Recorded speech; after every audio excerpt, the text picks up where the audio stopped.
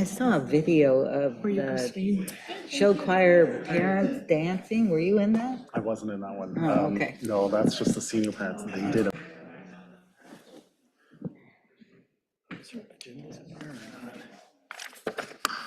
We didn't get Agendas, usually they have agendas up here, but I have one, but yeah, I guess we don't.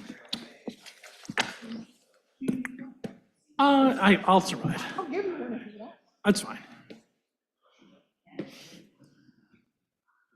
okay, it is a little bit after 7 o'clock, so we'll go ahead and get started. Let's call the Johnston City Council meeting number 25-08 to order. Cindy, roll call, please. Councilmember Cope, Here. Martin, Here. Reddy, Here. Burkhart, Here. Evans. I want to welcome everyone that is in the audience this evening. If you are here for an item on the agenda, we would ask for you to wait for that item to come up and to address the council at that time. If you're here for an item that is not on the agenda, there will be an opportunity under public communications to address the council. The next item on the agenda is the Pledge of Allegiance, and I think we'll ask our new staff member to lead us in the Pledge of Allegiance. This is part of the hazing. Pledge allegiance to the flag of the United States of America and to the republic for which it stands, one nation, under God, indivisible, with liberty and justice for all. Very much.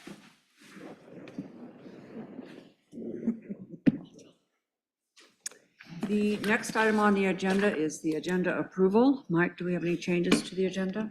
No, no changes this evening. Council, any changes? Seeing none, do we have a motion to approve the agenda? So moved. Second. We have a motion and a second discussion. Cindy, vote please. Councilmember Martin, Yes. Reddy, Yes. Burkhart, Yes. Cope. Yes. Motion passed. Moving on to public communications. We have one scheduled public communication this evening, and that is a proclamation proclaiming May as Building Safety Month. And I almost lost it. So I'm going to ask Adam to come up, but Adam, what's your title?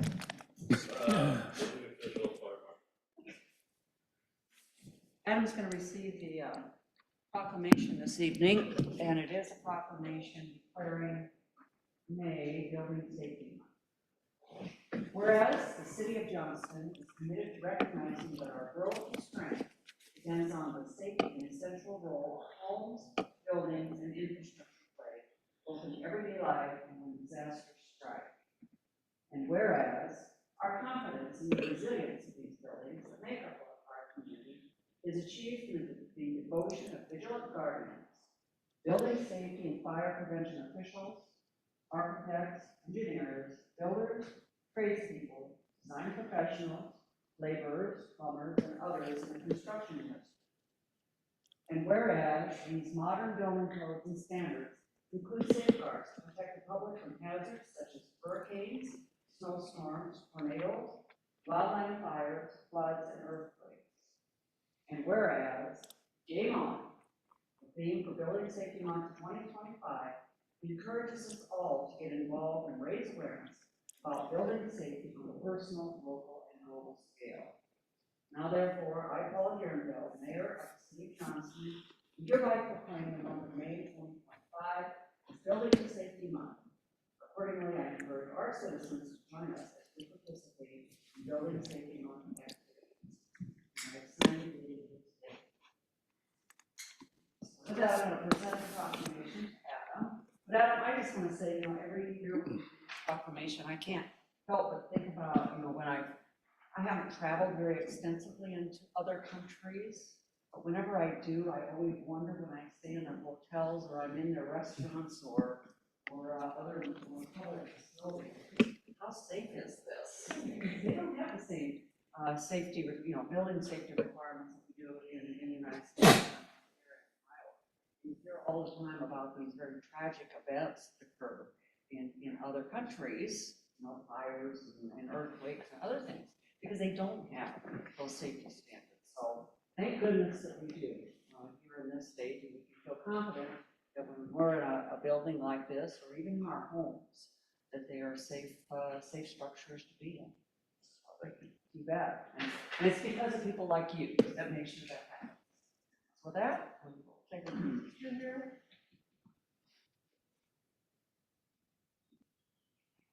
Thank you for everything you do. You Yes, bet. thank you for all your support.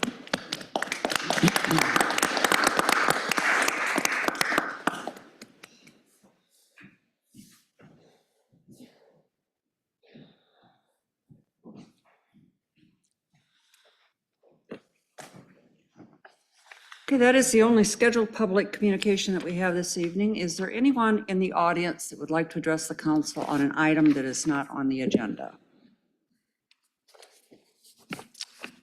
Seeing none, we'll move on to public hearings. We have two public hearings this evening. The first is to conduct a public hearing for the 2025-2026 budget and consider resolution number 25-117, adopting the budget for fiscal year 2025-26 and authorizing tax levies on all taxable properties within the city of Johnston. Motion to grant the police department authority to increase its authorized staffing of sworn personnel to 38 officers effective with the 2025-26 budget, and resolution number 25-118, confirming and establishing public purpose for economic development, arts, and culture, and resolution number 25-119, approving transfers for 2025-26 fiscal year. And we'll open this public hearing at 7:09. Mike. Thank you, Mayor and Council. This is the public hearing on our proposed FY 2026 fiscal budget. This is our second public hearing kind of in our budget process. If you recall, 2 weeks ago, we held our public hearing on the actual levy and the actual dollars collected. This is on the budget itself. I just really want to take a moment to thank staff, but in particular, Sarah, our finance director. She's really stepped forward this year and has done a great job of kind of coordinating as her first year in the position as finance director. So just really want to applaud her, but it does take a team. So I just want to acknowledge all of the staff and the hard work they put in this budget, because it is a lot of work. And I know you guys see it as we go through the different hearings and meetings we have through the process. So here was the agenda, and we'll just go through parts of this pretty quickly. Again, as just a reminder for some of the public that may not have been here 2 weeks ago, our vision and mission statements were adopted by the council back in January of 2024. So our vision for 2039 is for a safe community and attractive community with a small town feeling. Johnston 2039 has a great neighborhoods, outstanding quality of life, amenities for all to enjoy, a thriving community destination, and a strong local economy. In Johnston 2039, our residents and businesses take pride in Johnston, and Johnston 2039 is a special place, thrive every day. And then our mission statement, which again speaks a lot to our financing and our budget process. Johnston City Government mission is to provide exceptional city services and to plan and invest in our community's future in a financially responsible and sound manner through a high-performing city team that provides personalized customer service and engage our community. That's how we strive to provide city services every day. Again, reminder of our budget process. This, to me, is the most important document we have. It really provides a guidance to staff and to the public to let them know where we're going to make investments and the different activities we're going to do over the coming year. So this is really that guiding light document for the city and as we plan for the next year. Our budget process really starts in October every year as staff puts together their budget request and submits them to the finance department. Council goes through review processes both in December with our HR finance committee and communications committee. And then we have full council review of it in January. We held our property taxation public hearing, like I said, on April 7th. And then tonight is our second public hearing that actually sets the budget. Again, I just want to go through a couple more slides quick before I turn it over to Sarah. As a reminder, everything does cost more. We've seen that, just like home budgets have seen inflationary increases. We're certainly seeing that in various areas. Example of a patrol car, 2011 was $28,000. Today it's 81,000, so substantial increases. Fire ladder truck, we purchased one in 2004, $750,000. We just took delivery. Chief Clark reported that we're going to have our push-in ceremony on Thursday. Was $1,709,000. When we purchased it, actually, it made payments 3 years ago. We were told today if we purchased it and made that order again, it would be $2.3 million. So we're seeing big cost increases. Major budget impacts for the coming year, salary and wages for existing staff. We're going to see that increase about $223,000. Contractual services, this is just the goods that we purchase, different supplies we purchase, legal ads, legal costs, going up $385,000. And then just commodities that we use throughout the organization, $50,000. We're seeing increases throughout the organization. And while this budget does have a modest increase, it's actually below the national inflationary increases. Last area I want to touch before I turn it over to Sarah is kind of talk about legislative challenges that we've been facing. We're seeing revenue changes because of some of these changes, the commercial property backfill. We've been on a 5-year phase out. We received $504,000 at its max in fiscal year 2022. This current fiscal year 2025, it's $201,000. Next fiscal year, we're going to receive $100,820, and then there'll be no commercial backfill going forward. So those are dollars we have to make up in our budget that we're just losing. Additionally, the multi-residential rollback, we know that's been phased out for a little while now, but with $12.1 million in taxable value, that's a loss of $128,000 to property taxes. Again, an area that we have to fill in. Other areas are business property tax credit reimbursement. It's a small area, but it's still $12,000. And then we're seeing expansion of the credits and exemptions. So the senior tax exemption, that homestead exemption that was added a couple years ago, it actually doubled for this coming fiscal year. In total, it's $66,000. So in all these different legislative changes have equated to $712,000 in lost revenue to the city, which in itself is a 40-cent increase in the levy rate. So it's something we have to really think about as we provide those services. Additionally, we continue to see impacts from House File 718, and we're really losing some of the flexibility we have. This chart shows back in fiscal year 2024, we had $8.37 general fund levy, and how that is fluctuating. PFM has now projected out for fiscal year 27 through fiscal year 30, what those different levy rates go. But that again is just one more challenge that we have to overcome as we put together these budgets. And that doesn't say anything about the upcoming legislative session. Certainly, we're seeing a lot of discussion about property taxes and the challenges that will provide. We're still getting adjusted to the House File 718 that was adopted 2 years ago. So with that, I'm going to turn it over to Sarah, and thank you for the discussion tonight. Mayor and Council, to touch back on some slides that we discussed at the public hearing on April 7th, residents for fiscal 25, 31.6% of their property taxes paid went to the city's tax levy, with the remaining going to the school, county, and other taxing agencies. Among the metro cities, our tax levy is right in the middle of those other cities. And upon review of city budgets today, that should stay the same for fiscal 26 as well, unless there's any last minute changes that cities approve. And then, I got a slide ahead. This one was just our historic tax levies, and we are staying the same as last year at 11,437.90. And then this one was the one about, where we fall in the city levies. We're right here in the middle. And then this is a chart of where the tax dollars go by function area. 42% is to public safety, with 28% to debt service as the main majority of tax dollars.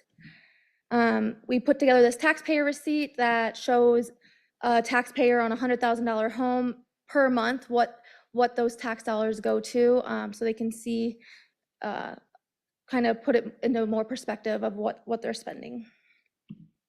And then this is another chart that allocates, that shows the allocation of the city property taxes. It breaks out in that last slide where we saw the 42% for public service or public safety. This one breaks out police and fire separately, and gives it just a different angle to look at it. And then efficiency efforts. So I'm not going to read these ones slide by slide because there's quite a few that are put together. Just going to highlight them. Departments have worked. As they've worked on their budgets, they've evaluated efficiency efforts. Police have added part-time executive admin assistant position rather than adding an additional supervisory role, which saved about $80,000. The fire districts reviewed their staffing model, and rather than hiring 3 new full-time firefighters for their 24-hour staffing, they Hey, have. Sarah, actually, I think, I know. Want to you- go through the slides? I think it'd be helpful. Okay. I think for the folks in the room to see that too. Okay. Because I think that's a big part, that came up in the Yeah. previous budget. So I really think this is helpful for people to see some of the things that folks are doing. Okay. So in the police, I had noted a handful of efficiencies, including keeping their civilian specialty positions such as community service officer, the public safety support specialist, property and evidence, the CSI technician, and then the community affairs coordinators. Those positions as civilians versus sworn officers saves about $20,000. They are continuing their transition to electronic record retention with the Laserfish system, which provides efficiencies. Again, the one I just noted on the part-time executive assistant saves about $80,000 annually. And then the contracting with Polk County Sheriff's Office for patrol services in the Northwest area, reducing our need for additional officers. The fire department with the joint fire district with Grimes, this reduces redundant positions and requiring the need of only 1 fire chief. This shared effort has a projected annual savings of $800,000 for the city of Johnston. In the fiscal 25 current year, we combined the fire marshal and building official duties to be 1 shared position, which has saved about $18,000. And then the one that I was noting on the fire district for their staffing model, rather than hiring 3 new firefighters, which would be the equivalent of one position for their 24-hour staffing, doing 2 new firefighters that would work a 48-hour week during peak times. This would save the district approximately $110,000 or $62,000 for the city of Johnston. Additionally, they've added some software platforms to increase efficiencies and simplify workflows, and they're reassessing their fleet needs, focusing on service life of those equipments, what apparatuses they need in reserve, and then cost savings through purchasing and maintenance and equipment. For the library, they've gone through and evaluated their staffing needs and reorganized some positions and duties, which has resulted in a savings about $35,000 by reassigning some duties to positions rather than adding or needing another staff person. And then community development, they've also reassigned some duties on the GIS position, changing it, reclassifying it from to an analyst rather than a coordinator. So that's have savings about $18,000. And then Public Works, Beaver Drive, water, sewer, conversion, cellular to fiber saves about $6,200 annually. They repurposed a snowplow and lift gate this year rather than purchasing the new plow and gate. When they purchased the new truck, they saved the one that we'd had, which saved about $15,000. And then they shifted a vehicle from Public Works to water sewer to save in purchasing a new vehicle, which saves about $25,000 on that new purchase. And then for city facilities, our City Hall solar is ongoing, but it has an annual estimated savings of $28,000. And then Crown Point will also have solar, which at this point, we don't know those savings, but we should expect to see savings from there as well. Okay, question. And then into our fiscal 26 budget. just touch back, these slides were included last time. Our projected ending fund balance for our entire budget is $61.1 million, with our expenditures being about $250,000 more than revenues. For the general fund specifically, and this includes all 8 funds of the general fund, our projected balance is $9.1 million, with the expenditures exceeding revenues by about $340,000. Specifically, here's a breakdown of all of our general funds. Our top row here is our main operating general fund, with a projected ending cash balance of $6.3 million, which, I have a typo in my slide, but it's 27% of our expenditures is our ended projected reserve, which is right in line with our policy of 25%, which helps save us money in interest costs and keeps us with our strong bond rating. And then in this upcoming budget, we have 6 new positions, which includes the city clerk, 2 police officers, the 2 firefighter paramedics that were noted previously, and then 1 maintenance worker, which would be in the traffic division for public works. And then new items in the budget, which are not new in discussion. We discussed all these back in January. Police has a handful of new items, mostly around equipment. This includes a second phase in their property and evidence management system, additional license plate readers and installation of those additional readers, a new scanner for their laserfish system, purchase of a drug terminator incinerator for disposal of seized drugs, the addition of marksman observer and the equipment for that position, and then a scanner for explosive materials and foreign substances, which that one would hopefully be grant funded. And then these are 2 other items that they have that are not recurring annually. It's the ballistic protection for 2 tactical operators. They have 5-year service life, and then replace 16 fire extinguishers in department vehicles that can't be reused. Okay, in fire, we have station alerting equipment at Station 38. This was included in our CIP listing. Emergency management has a new siren. This is up in the northwest area. Parks and Recreation, they have added a forestry mower to their budget, and then they've also increased their senior programming.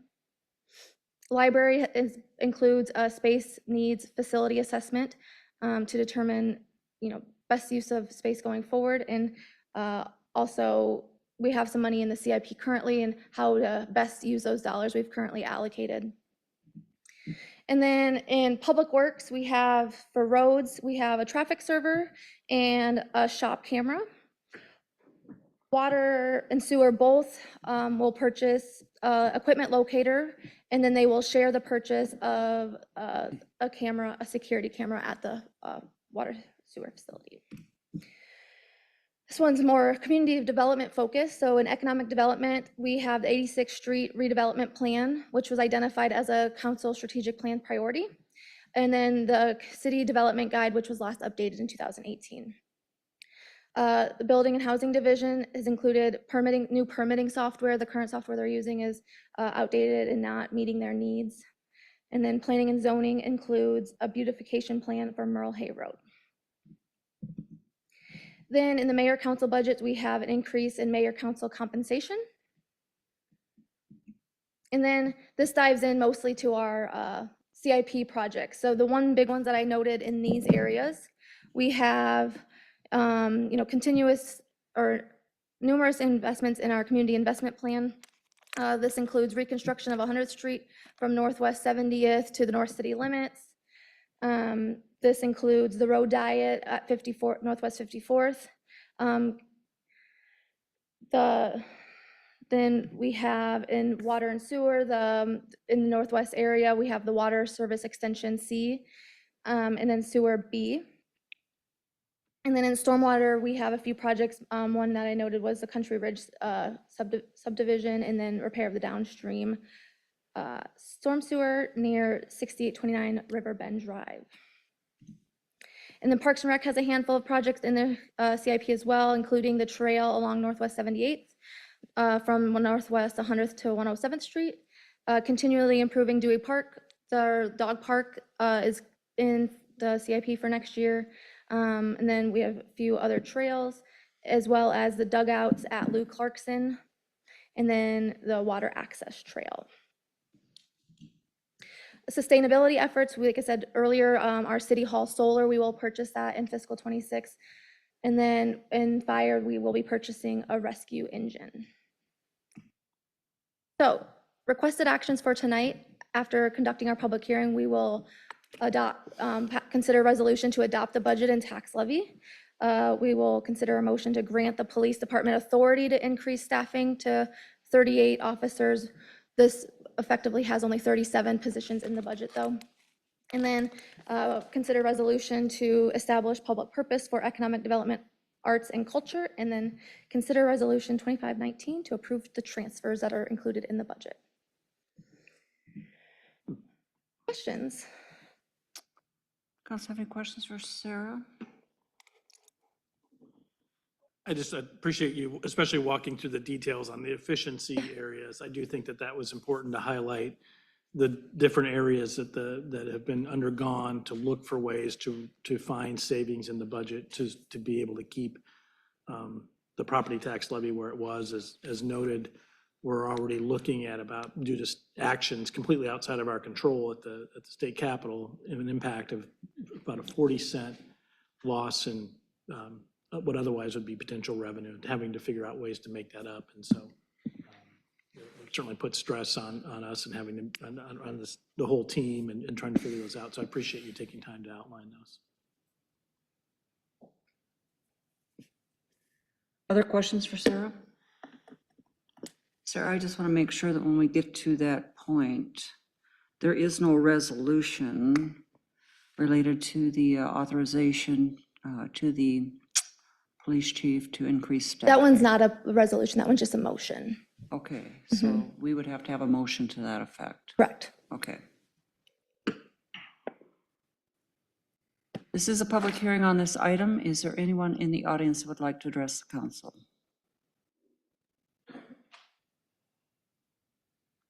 Cindy, is there anyone online?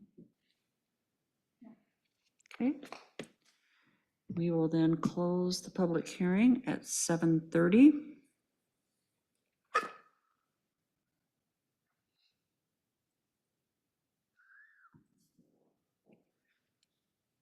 With that, do we have a motion to approve resolution number 25-117? So moved. Second. We have a motion and a second. Discussion? Cindy, vote please. Councilmember Reddy, Yes. Burkhart, Yes. Coe, Yes. Martin. Yes. Motion passed. Do we have a motion to grant the police department authority to increase its authorizing staffing? So moved. Second. We have a motion and a second. Discussion? Cindy, vote please.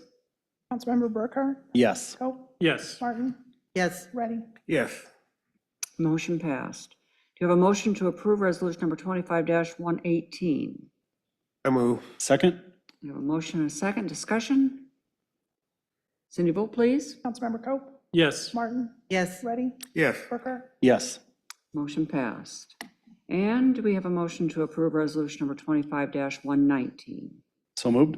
Second. Motion and a second. Discussion? Cindy, vote please. Councilmember Martin, Yes. Reddy, Yes. Burkhart, Yes. Coe. Yes.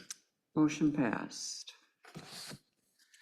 Moving on to the next item on the agenda, and that is to conduct a public hearing and consider resolution number 25-106, approving and authorizing execution of a development agreement by and between the City of Johnston and Ignite Johnston LLC.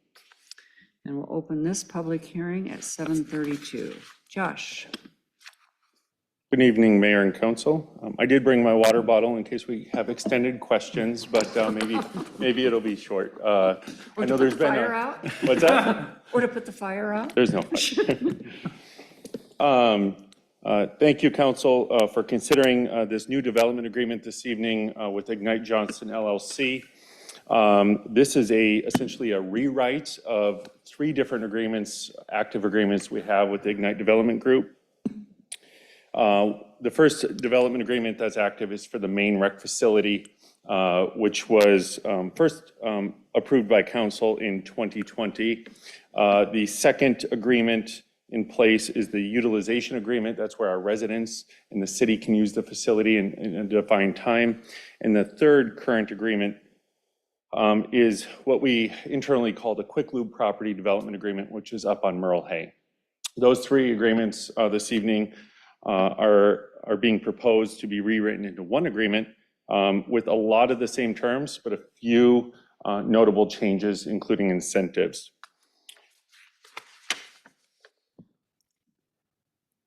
So if approved this evening, the three former agreements would be, for lack of better words, terminated, and this would be replace those. If you're looking at the memo, there's some key dates in place that staff has worked with the developer on these timelines. The developer stated they will secure financing. They're confident they'll secure financing if council was to approve this new development agreement this evening. On this timeline, there's been a lot of negotiations actually throughout the whole development agreement, much of which there was back and forth, but in many examples where city staff suggested we give a little bit extra buffer. So there's been a number of examples through this where the city suggested let's make this a little cleaner throughout, just based on practicality and what's likely needed to check some of these boxes on the developer's side. I'll hit a couple of the key ones here. I won't go through the whole list, but initially, within 60 days of this evening or today's date, if approved, the developer must provide proof of financing or an executed term sheet. Within 65 days, they need to update the construction timeline with us. There's a deadline within 120 days to submit a final plat and final site plan to the city. Also within 120 days, the developer would submit the shop drawings necessary to order the main steel structure. Also within 120 days, they would need to close on construction, the construction loan for the rec facility. And I'll pause there for a second. There is going to be additional buildings added in this development agreement. So there will be different tranches. That's the term the developer is using, or drawdowns might be a more familiar term that we've used for the overall construction loan for all the different components. But within 120 days, the first tranche or drawdown on the construction loan for the rec facility. One of the key questions I know that has come up, in addition to many of these, is securing releases and mortgages against the donation property. For clarity, the donation property is the right-of-way for Pitch Parkway, or at least a portion of it. So there's some encumbrances against that property. So within 130 days of today, those releases would need to be in place, and that donation property or public right-of-way would need to be deeded to the city. And then within 150 days of today, the developer would provide proof that the steel's been ordered, and hopefully, excitingly, kicking off construction by September 30th this fall, and completing construction of all the improvements, not just the rec facility, but all the improvements by September 30th, 2027. The minimum improvements, the rec facility, I think most of us are familiar with.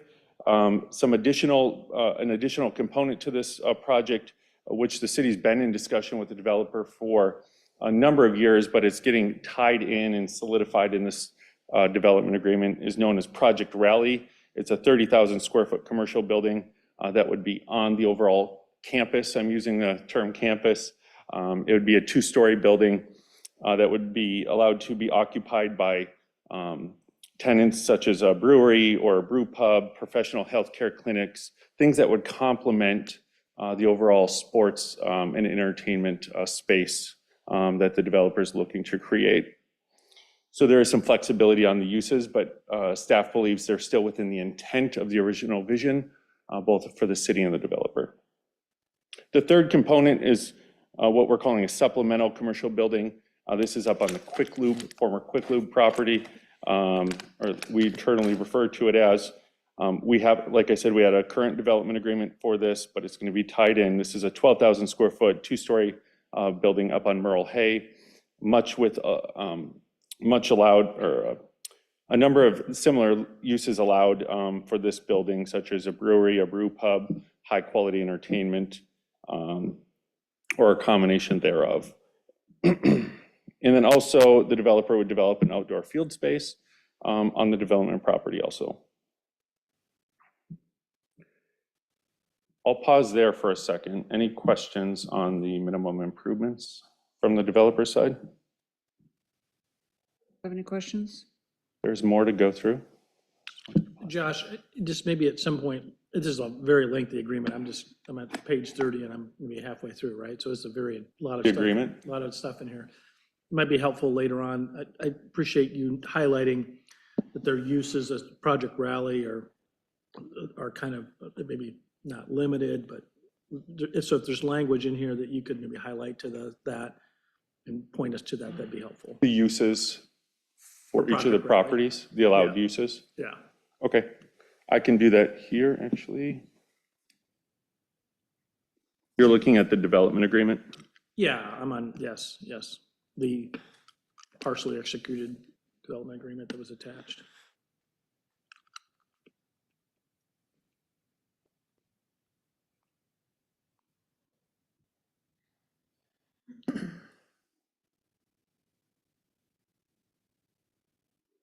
Section B.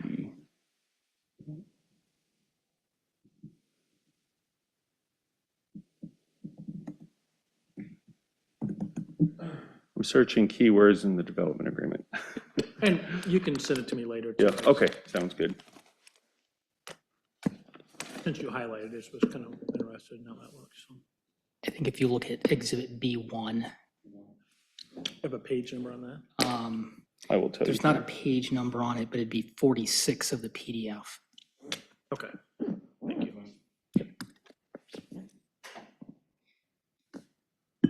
You know, the intention of this project, I was not here for, but as very clear from the development agreement, and as we've worked together, it's a partnership. So the city has some commitments originally and that are carrying through in this proposed development agreement also.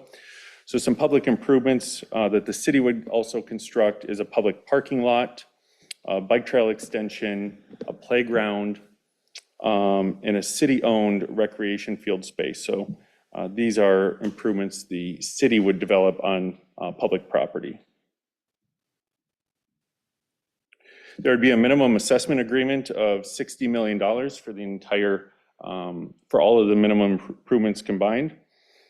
That number was developed between the developer and the county assessor's office of what the two parties thought would be reasonable.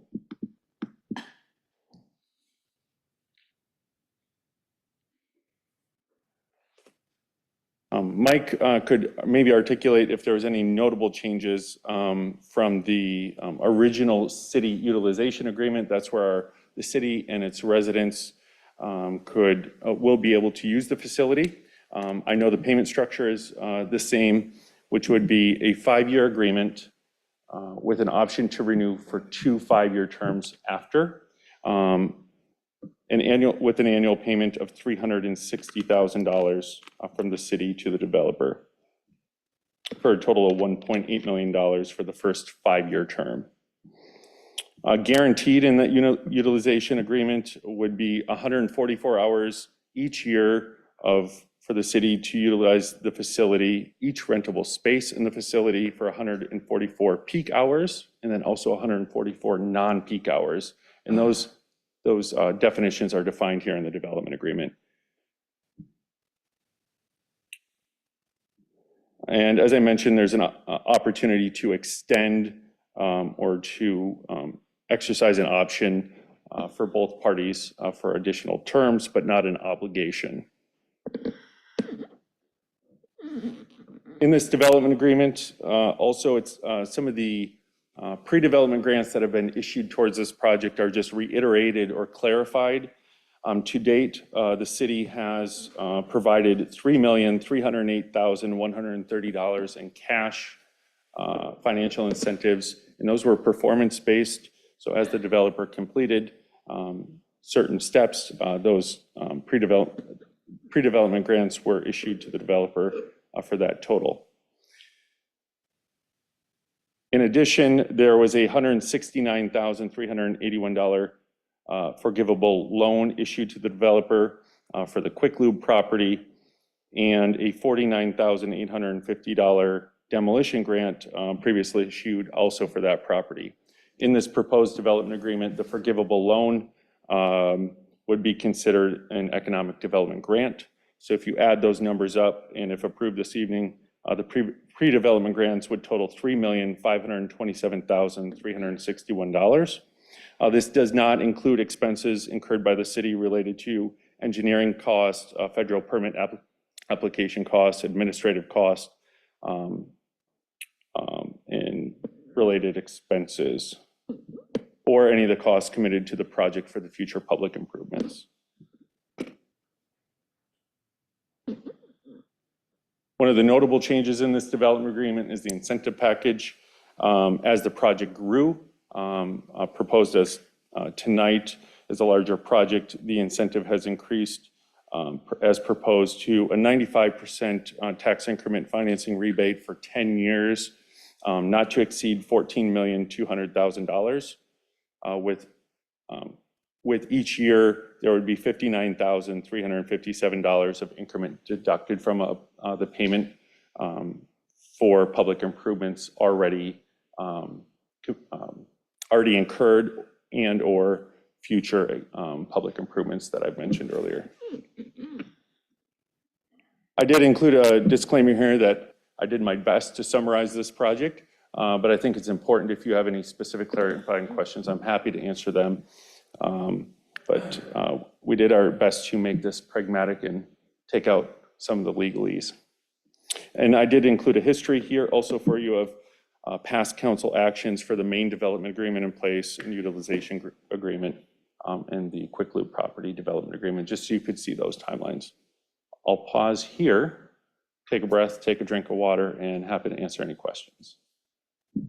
I just want to clarify one thing. I said B1, and we did have it in two places in the agreement, but the uses are actually, we took it out of B1 and referred it back to page 27 of the Yeah, agreement. So I just wanted to clarify did that. find it, and actually it is in the other place it also is in B1. So how ironic. Where it talks about a high-quality family entertainment facility. Council, any questions for Josh?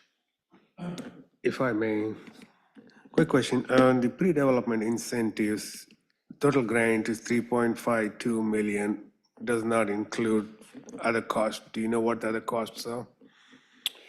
I can summarize them, I can't detail them in terms of actual items on the ledger, but we have incurred costs related to engineering.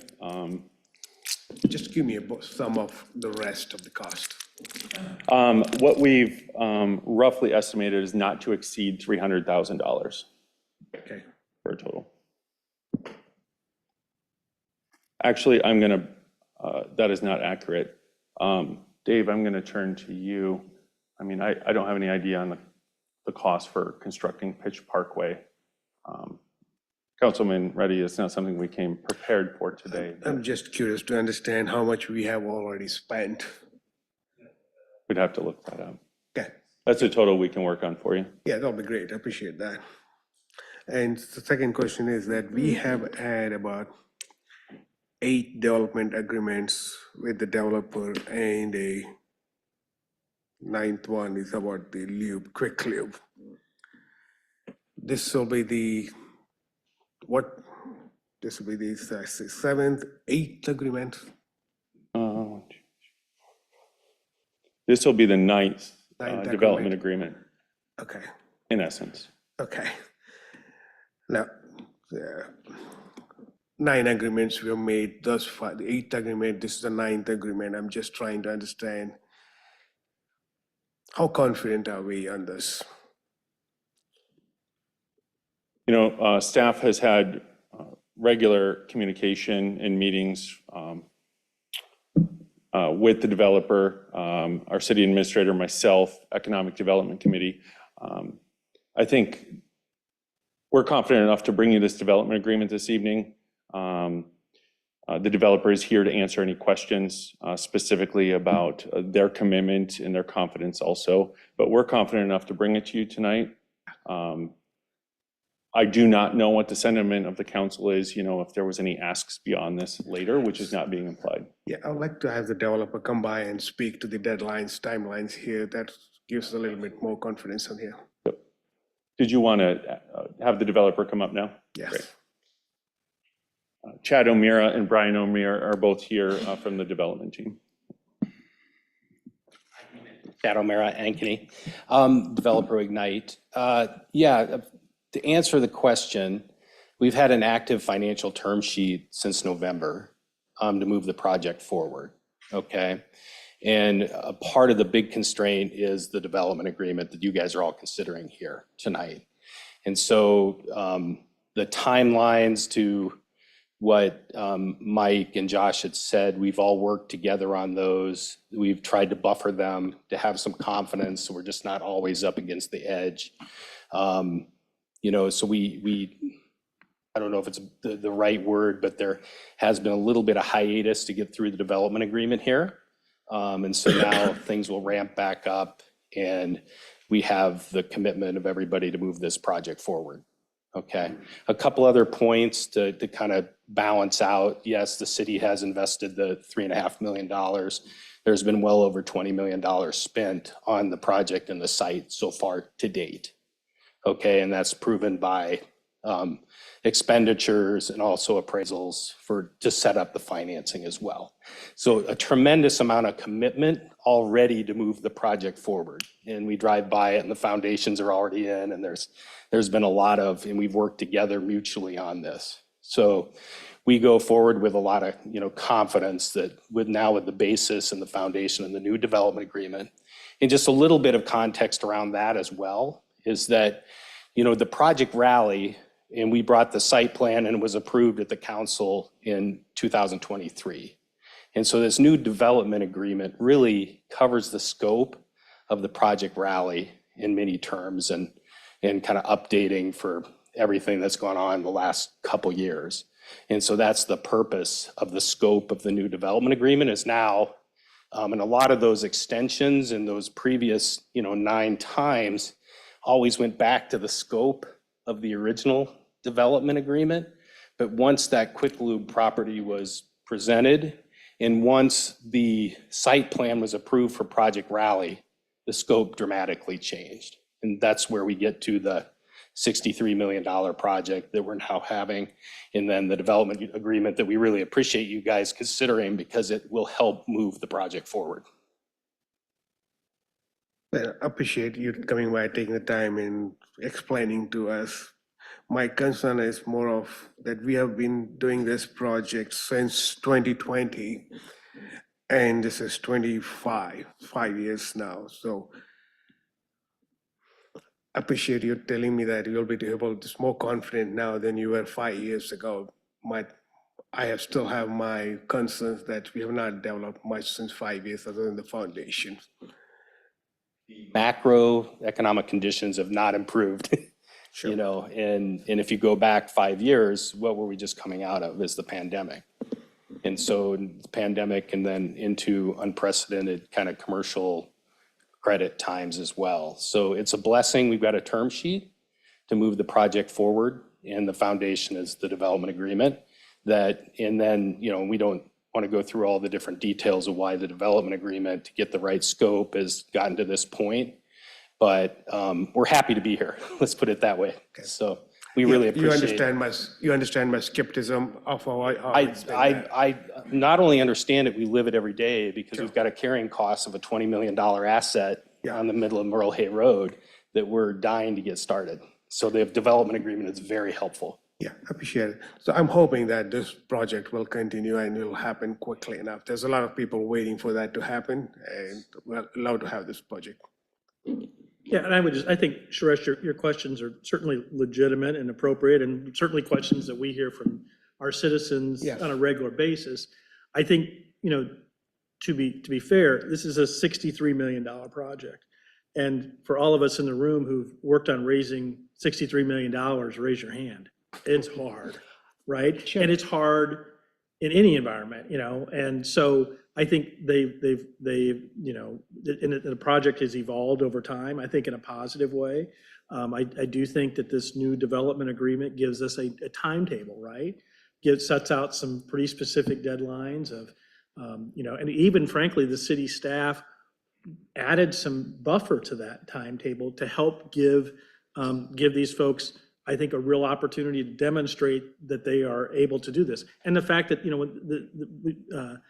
Chad uses the term sheet, but that's important, right? That indicates that they've identified an institution willing to provide the financial wherewithal to get the project moving forward.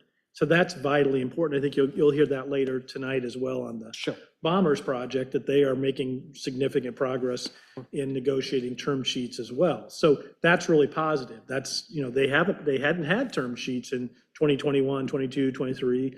And obviously some of the different things that have played a role. And we are dealing with, frankly, an unstable financial environment even still today. So I think that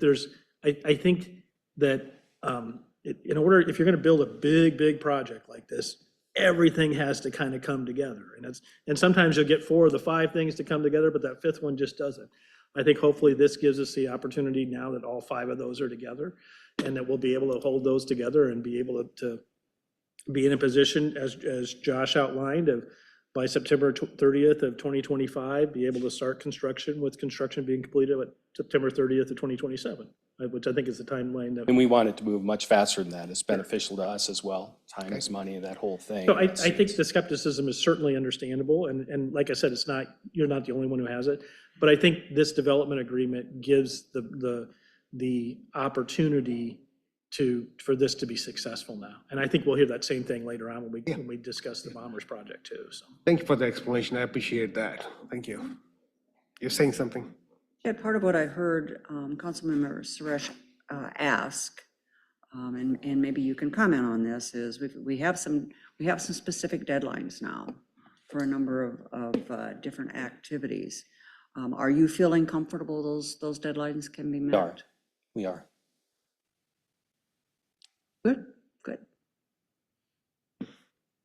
And just a little bit of clarification too. We did have some term sheets early on, but as the macroeconomic conditions changed, those banks changed their whole capital structure based on regulatory, balances and things like that. And so that's when it started to really tighten up. And then we did change the scope.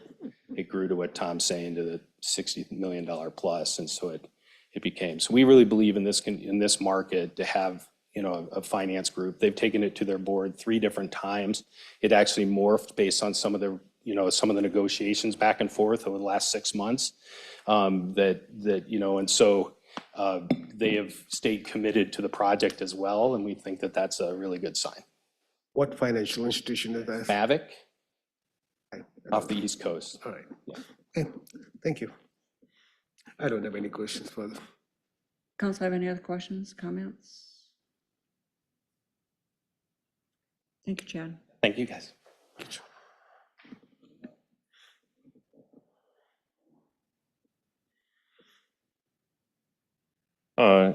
Council, to clarify, thank you, Chad, for coming up and providing some of that clarity. One item is the site plan that was approved was when we were only working on the original rec building only. So a new site plan and a new plat will need to be submitted, and that is one of the timelines specified here in this development agreement. So thank you, Chad, but from a technical standpoint, that is a notable step that the developer and city need to work through. Question for you, Josh. On the public improvements, are we waiting for Chad to finish his project to finish ours, or how is that working? Correct. I don't think we specified the specific time, but yes, we are looking for notable progress from the developer before we incur further expenses, correct? The public improvement. I'm sorry, the public improvements. Thank you. Okay, all right. Can I comment on that really quick? So also, and you asked the question on additional efforts to work through the process. And that's one thing that we've done extremely well together, okay? Brian and I in particular have spent a lot of time, when you look at that regional detention pond, we worked dramatically with the Army Corps of Engineer at a point when there was a lot of challenge to that project happening. We've also, we worked together. You guys actually brought to the table an independent consultant to look at it to help with a RISE grant that was awarded for the Pitch Parkway. That was based on our project, based on our pro formas, everything. And so we've done as much as we can to counterbalance and actually additive of, you know, really compared to that RISE grant that was awarded. And we were very dogmatic to help get that. And so I just wanted to just say that we've tried to be goodwill partners in managing the costs for the community as well. Thank you.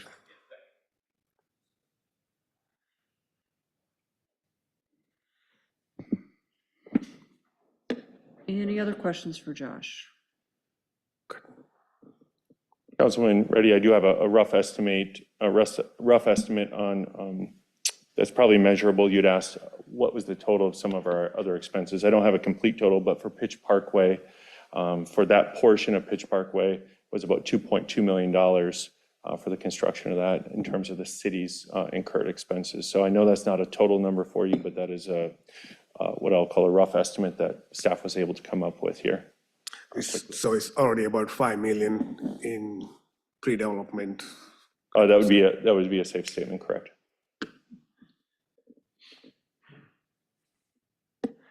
Appreciate the comments tonight, Council. Both the developer and some staff have said there's been a lot of work put into this by all parties, and there's pretty tight timelines that the developer has said this is achievable with a firm affirmation from the developer's side. There have been comments from some consideration, you know, that this may be, this is a firm request and maybe the final request from the developer for a timeline. Is there anyone else in the audience who would like to address the council on this item? Seeing none. Do we have a motion to approve resolution number 25-106? Whoops, I need to close the public hearing. I just want to ask Josh just one last question too, if that's possible. So we've been talking about the September 30th deadline, which is the 100, that's the kind of furthest out, but the first real deadline we'll have on this is 60 days from now, which the developer must provide proof of financing. He's indicated he has a term sheet, so hopefully that's not too difficult for them to meet, but that's 60 days from now, so June 20th of some sort. That'll be sort of the first sort of hurdle to sort of cross and see, continue making sure that we're progressing, so.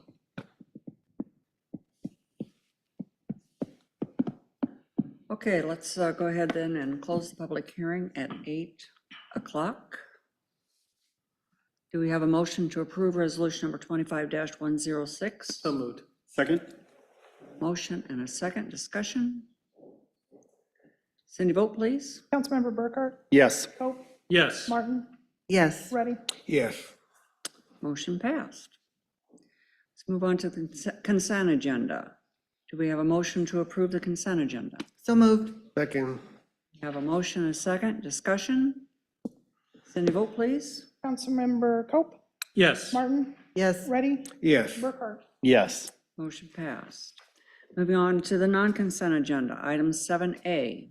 Consider approval of the third reading and to adopt and publish ordinance number 1136, providing that general property taxes levied and collected each year on all property located within the Dragonwood Urban Renewal Area in the city of Johnston, county of Polk, state of Iowa, by and for the benefit of the state of Iowa, city of Johnston, county of Polk, Johnston Community School District, and other taxing districts, be paid to a special fund for the payment of principal and interest on loans, monies advanced to and indebtedness, including bonds issued to or to be issued, incurred by the city in connection with the Dragonwood Urban Renewal Area. Josh. Thank you, Mayor, for doing all of the hard work right there. My comment will be there has been no public comment received regarding this ordinance. and no changes. Happy to answer any questions. So many questions? So I just have one kind of technical question on kind of the money flow, because if you read this, it talks about that the money that provided the general property taxes levied and collected on all the property go into this urban renewal area and then to pay debt. We haven't issued any debt. So does the money go into this, and then since we have no debt, it then goes out to the taxing entities? Is that how the process works? Or Turn to the experts. I'm looking at our because city when you read administrator. that, it's confusing. So how does that process sort of work? I mean, essentially, we're at this point just establishing the urban renewal district. We don't have any projects that are Okay. active. We have no debt. So in the future point, we'll actually have to have an ordinance that actually that takes that next step and says we're now going to divert the funds from property tax into the tax increment financing district. So that'll be a future step. Okay, so this doesn't divert it, and then since there's no debt, send it back to the taxing entities. It reads like that. When you read it, it sounds like that, but that's not, okay. If you go read TIF law, it's about this confusion. Okay, thank you. Any other questions for Josh? Not, do we have a motion to approve third reading and to adopt and publish ordinance number 1136? So moved. Second. We have a motion and a second. Discussion. Cindy, vote please. Councilmember Martin, Yes. Ready, Yes. Burkhart, Yes. Coe. Yes. Motion passed. Item 7B, consider second reading of ordinance number 1137 and ordinance 1138, amending Chapter 155 Johnston Building Code and Chapter 159 Johnston Fire Code. Adam. Thank you. Good evening. To date, we have had no changes to the ordinances. There has been no communications that we received, questions or comments. So with that, staff would support obviously approving the second reading, but then if you guys were so inclined to then do the third reading as well tonight. Council have any questions for Adam? Is there anyone in the audience that would like to address the council on this item? If not, do we have a motion to approve second reading of ordinance number 1137? So moved. Second. We have a motion and a second. Cindy, discussion? Cindy, vote please. Councilmember Ready, Yes. Burkhart, Yes. Coe. Yes. Martin, Yes. Motion passed. So we have two ordinances, Adam.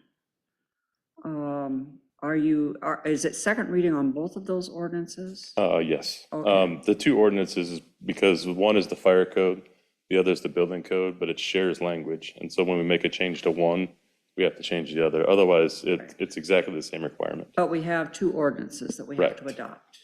And this is second reading of both of them. Correct. And so you're asking for consideration for third and final reading on both of them? Correct. Is there interest in having third reading of ordinance number 1137 and adopting and publishing? I would support that. I seconded. We have a motion and a second. Discussion? Cindy, vote please. Councilmember Burkhart, Yes. Coe. Yes. Martin, Yes. Ready, Yes. Motion passed. Do we have a motion to approve second reading of ordinance number 1138? I move. Second. We have a motion and a second. Discussion? Cindy, vote please. Councilmember Coe. Yes. Martin, Yes. Ready, Yes. Burkhart, Yes. Motion passed. And I'll make a motion to waive third reading of ordinance 1138 and to adopt and publish. Second? We have a motion and a second. Discussion? Cindy, vote please. Councilmember Martin, Yes. Ready, Yes. Burkhart, Yes. Coe. Yes. Motion passed. Item 7C, consider resolution number 22-110, approving the site plan for the Pioneer Hybrid International Reed parking lot.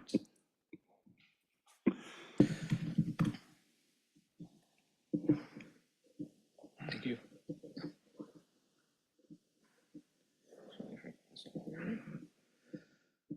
So this site plan was brought to us by Pioneer Corteva. They are looking at reconstructing an existing parking lot that is currently on property for the Reed parking lot, which would be, if we're looking at the site plan, just this parking lot right here. Which one? Is right where my cursor's at. So this would be this parking lot right here, right off of 62nd Avenue. Where is, I can't see your cursor. Can you just point on the screen? Yeah, it'll be right. Gotcha. The property is zoned E1 office employment district. The bulk regulations for that are a front yard setback of 30 feet, a side yard setback of 15 feet, and your rear yard setback of 35 feet. The site meets all bulk regulations for the zone. The proposed construction area includes 17 trees exceeding a 6-inch caliper or greater, with 5 honey locusts are proposed to be removed. Attached to this staff report was a report from their arborist outlining the reasons for those removal, some of them being starting to be diseased as the years have gone on. Those trees are planned to be replanted. The open space requirement for the E1 office employment district is 25%. The overall site has a 32.8% open space, and it meets the open space requirements. The site is required to have 1 tree per 1,000 square feet along with 1 shrub. There's currently adequate landscaping on the property. I have attached the plant schedule from the plan set with all the plantings that are going to be included in the medians, as well as the existing trees to replace the 5 honey locust. It meets all, as proposed, it meets all landscaping and open spacing requirements. The total amount of parking on the campus is a little over 1,700, well, 1,732. The expansion will increase that by 10, so it'll be 1,742. The previous site plans, as referenced, PZKs 9753, 9754, and 0827 have waived the parking requirements. Currently, for the site to meet code, it would have to have 2,385 parking spaces. As of right now, it has 72% of that parking need, with the additional spaces that'll bump that up to 73. Staff feels comfortable that Pioneer provides adequate parking for the unique parking needs and recommends that the parking requirement be waived consistent with prior approvals. The site is serviced by city water and sanitary off of Northwest 62nd Avenue. There is no public sidewalk to be affected. There's no drainage for the site is handled by existing storm sewer off of Northwest 62nd Avenue, and the property is not in a floodplain. I'm happy to answer any questions you guys may have. Also have any questions for Jacob? Mayor, I do have one question. Is there any EV charging station requirements about which that they need to consider on this? Because they don't meet the threshold for the expansion in our code. Okay, and what would that expansion of? 25 spaces. Okay, thank you. Can I ask one last question, Mayor? Sure. Do we keep an aggregate count of increased spaces? In other words, is there a clock that starts when they add 10? If a year from now they add another 15, clearly they've now met the 25 requirement, or is it just at any one time and we treat each project separate? I'll defer that to Rose, but I believe, we keep an aggregate when they do come in with site plans, we know what they have. So as years go by, I would believe that once that 25 is met off of the additional, that would trigger that. Okay, so in other words, there's the baseline that was set at the time of our ordinance passage, and then if they were to add in aggregate 25 past that, that's what's believed. Great, thank you. Other questions for Jacob?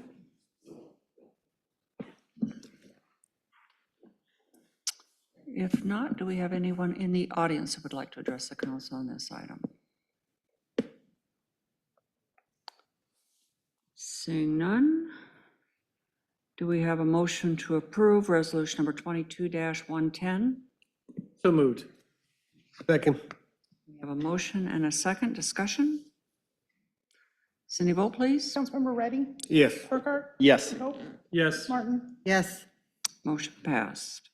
Item 7D, consider second reading of ordinance number 1133, an official zoning map amendment to rezone 6.36 acres from R175 medium lot residential to R175 medium lot residential with AK animal keeping overlay. Rose. Mayor and council, this is the second consideration of that rezoning. You might recall one of sort of the accompanying was withdrawn at the last meeting. Again, just as a reminder, this is the parcel on 55th, and this simply applies an animal keeping overlay. It does not change the base zoning. Happy to answer any questions. We have not received any additional comments or feedback from the public. Council, have any questions for Rose? Is there anyone in the audience that would like to address the council on this item? Seeing none, do we have a motion to approve second reading of ordinance number 1133? I move. Second. We have a motion and a second. Discussion. Cindy, vote please. Councilmember Burkhart, Yes. Coe, Yes. Martin, Yes. Reddy, Yes. Motion passed. Item 7E, consider resolution number 22-111, approving the site plan for Timber Ridge Elementary Playground improvements.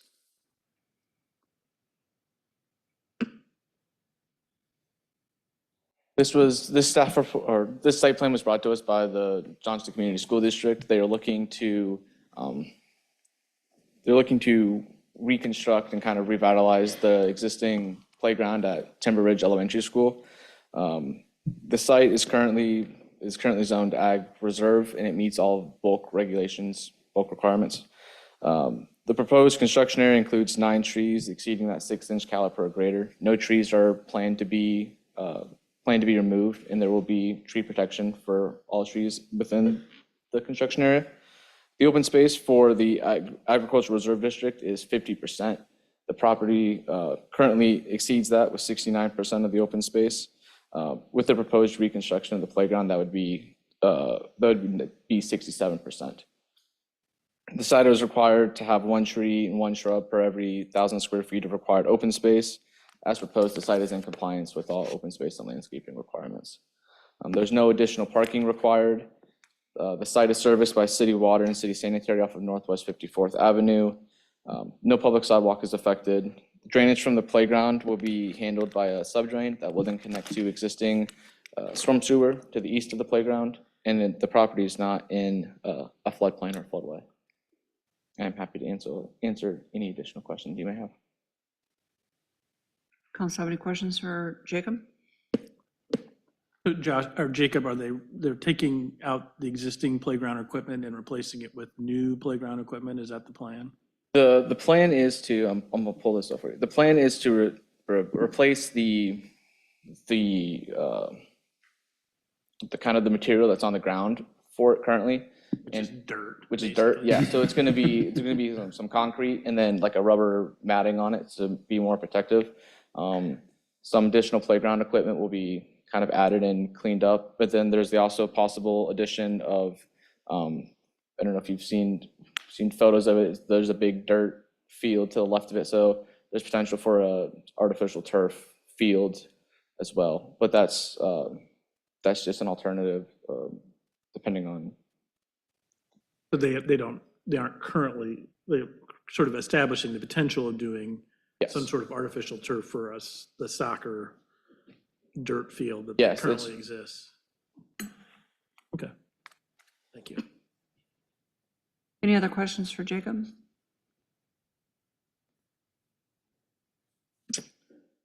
If not, do we have a motion to approve resolution number 22-111? Second. We have a motion and a second. Discussion? Cindy, vote please. Councilmember Coe, Yes. Martin, Yes. Reddy, Yes. Burkhart, Yes. Motion passed. Item 7F, consider resolution number 25-113, approving and authorizing execution of amendment number 8 to the purchase, sale, and development agreement by and between the City of Johnston and Johnston Golf Development LLC. Promise, council, this is the last time you have to hear from me this evening. Thank you, Mayor and Council. This evening, the consideration is for Amendment Number 8 to the Bombers Development Agreement, or more formally Johnston Golf LLC Development Agreement.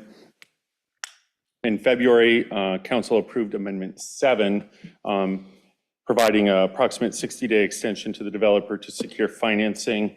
To secure a term sheet for financing. The developer has been actively working and working with staff on updating staff on their progress.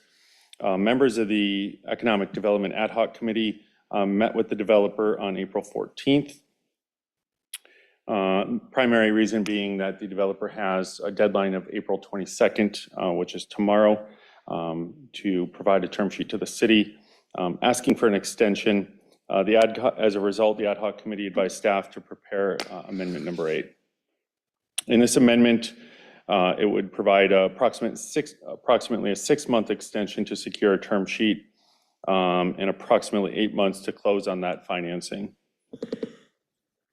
In addition to extending the construction timeline from December 2026 to extending it from December 2025 to December 2026. I've outlined some of the key dates in the proposed amendment here. So more specifically, providing a term sheet, fully executed term sheet to the city by October 31st of this year. 60 days after that,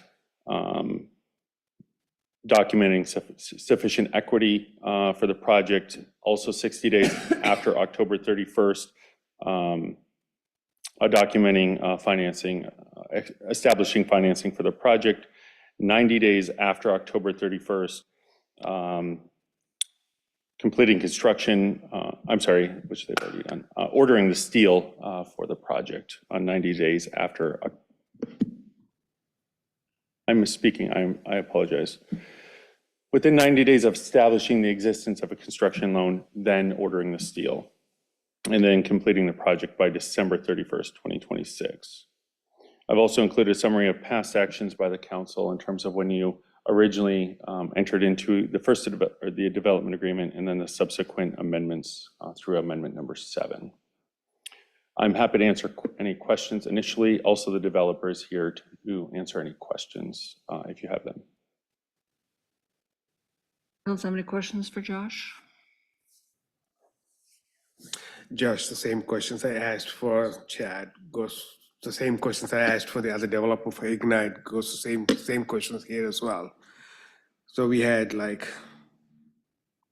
this is the 8th amendment that makes a total of 9 agreements.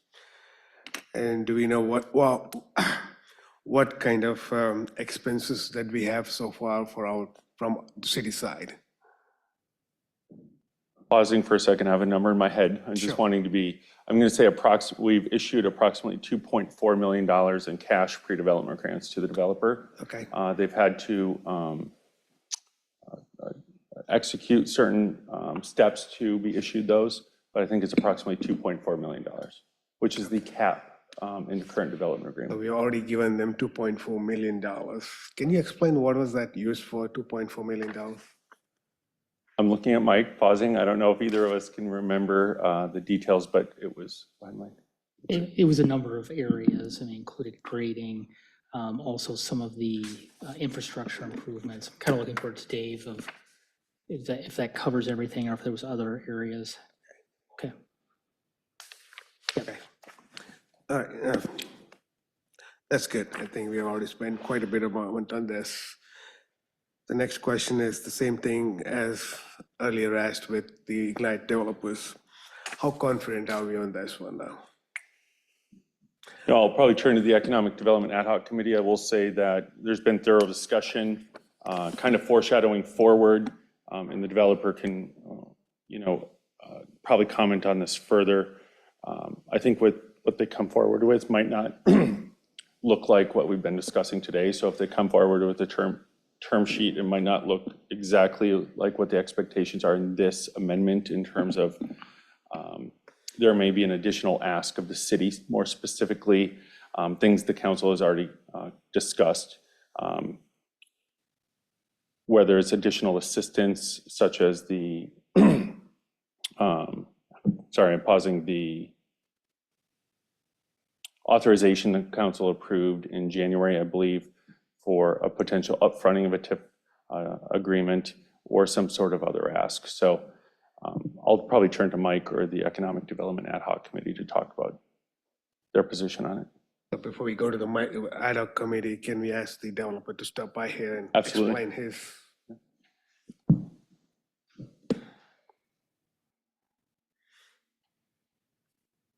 Bring my laptop, but I do not have a water bottle, so.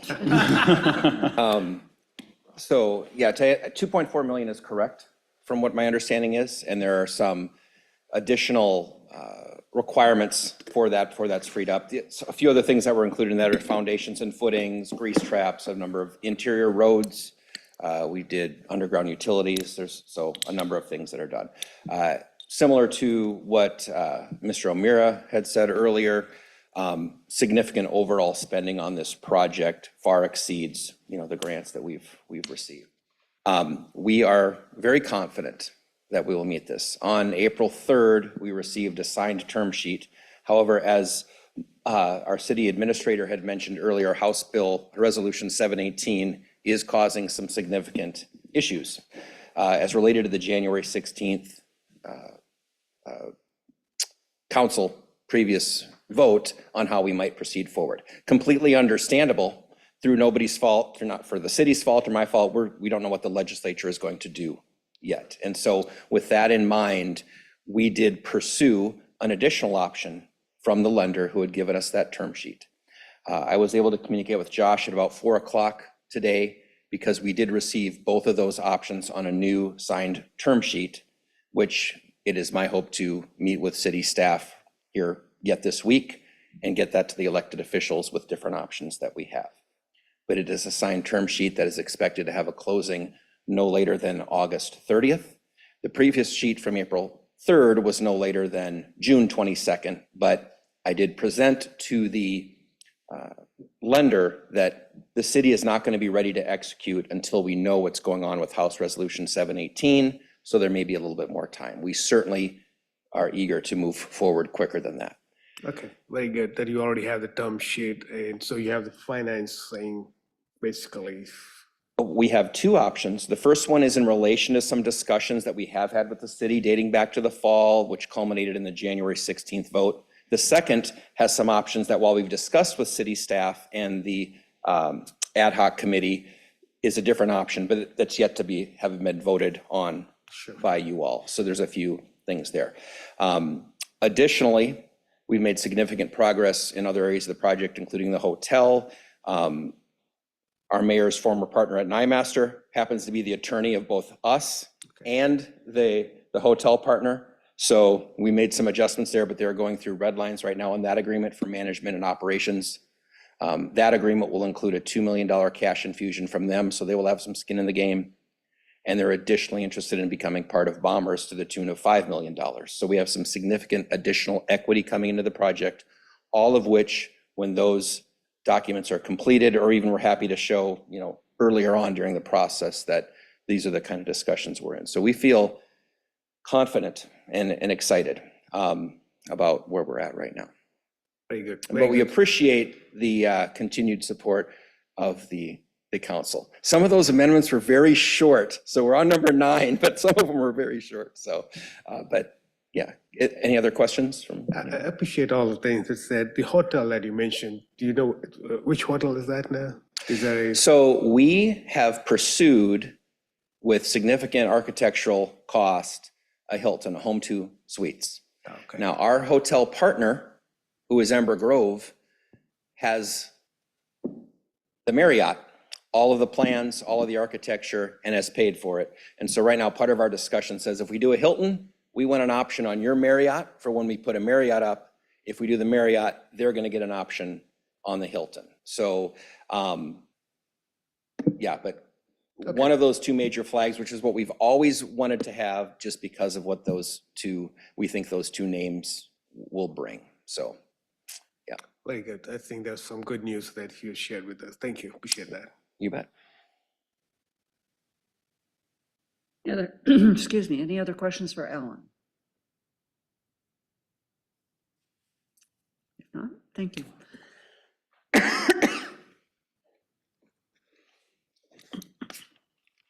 I think the only thing I would just sort of add is that I think some of the delay around this is partly just some instability about potential changes at state, federal, that kind of both happening.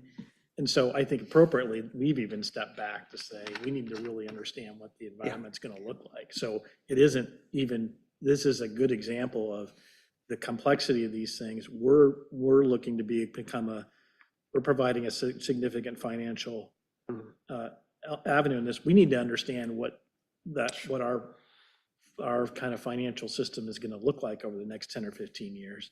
And appropriately, I think we sort of said, until we understand what that looks like, we need to hesitate, which I think that's thus triggered the inability to meet the deadline, which is tomorrow. Yeah. Which is I think is sort of, it's, I think, good management on both part of the city and the developer.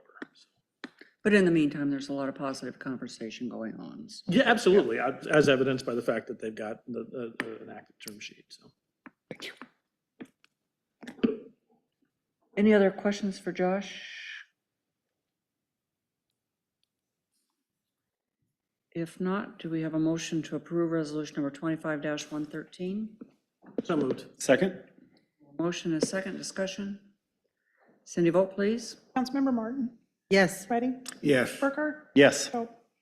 Yes. Motion passed.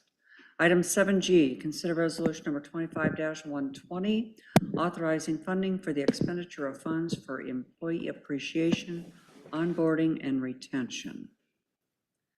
Mike? Thank you, Mayor and Council. This is a request that's from the city's Employee Engagement Committee. Some of their mission work is to develop and foster a unified, inclusive, and vibrant work culture place in our city across all of our departments, and specifically making more meaningful connections, celebrating our employees, and building community where every staff member feels valued and engaged. Now, this committee currently does a number of events that the council has previously approved resolutions for, including our fall and holiday events, but they are looking to add some additional activities, including Public Service Appreciation Week, onboarding programs for new employees, and employee retention initiatives. And all the committee is asking to increase their budget to a total maximum of $5,500 for these activities. I would note that those funds are available in our budget. Now, you would probably ask, why is this something that wouldn't be on our consent agenda? Normally, this would be on our consent agenda. But because these are activities that are kind of employee engagement activities, the state auditor has advised the council should debate and approve these expenditures in open session rather than on a consent agenda. So that's why it's before you tonight. I would note that the resolution before you tonight does specify how the funds will be used, limitations on their use, and then the public purpose for those expenditures. With that, I'd be happy to answer any questions the council has this evening. Council, any questions for Mike? Quick question, Mike. Did we have this kind of expenditure prior Yes, we've approved similar resolutions in the past. as part of the budget? Did we? Yep, and Okay. it is part of our budget. Okay. Mike, not to delay things, but one of the events typically coincides with the annual Iowa State game. Can you guarantee that there will be more decorations for Iowa State than Iowa? I can assure you there'll be Yeah. way more people that are wearing Iowa State gear than Iowa gear, which much to my chagrin. I am so glad that Councilmember Cope weighed in on that. He seems in support as well. Oh, my God. We are definitely a split house, so I'm gonna guess that'd be different. I'm not sure we are. No, I'm looking across the line here, and it's very much a split house. It may lean more one way, but it's a split house. Thanks for bringing this forward, and please extend thanks to the city staff and their committee for this discussion. I really have to thank Maddie. She did some of the legwork behind this, so good work for her.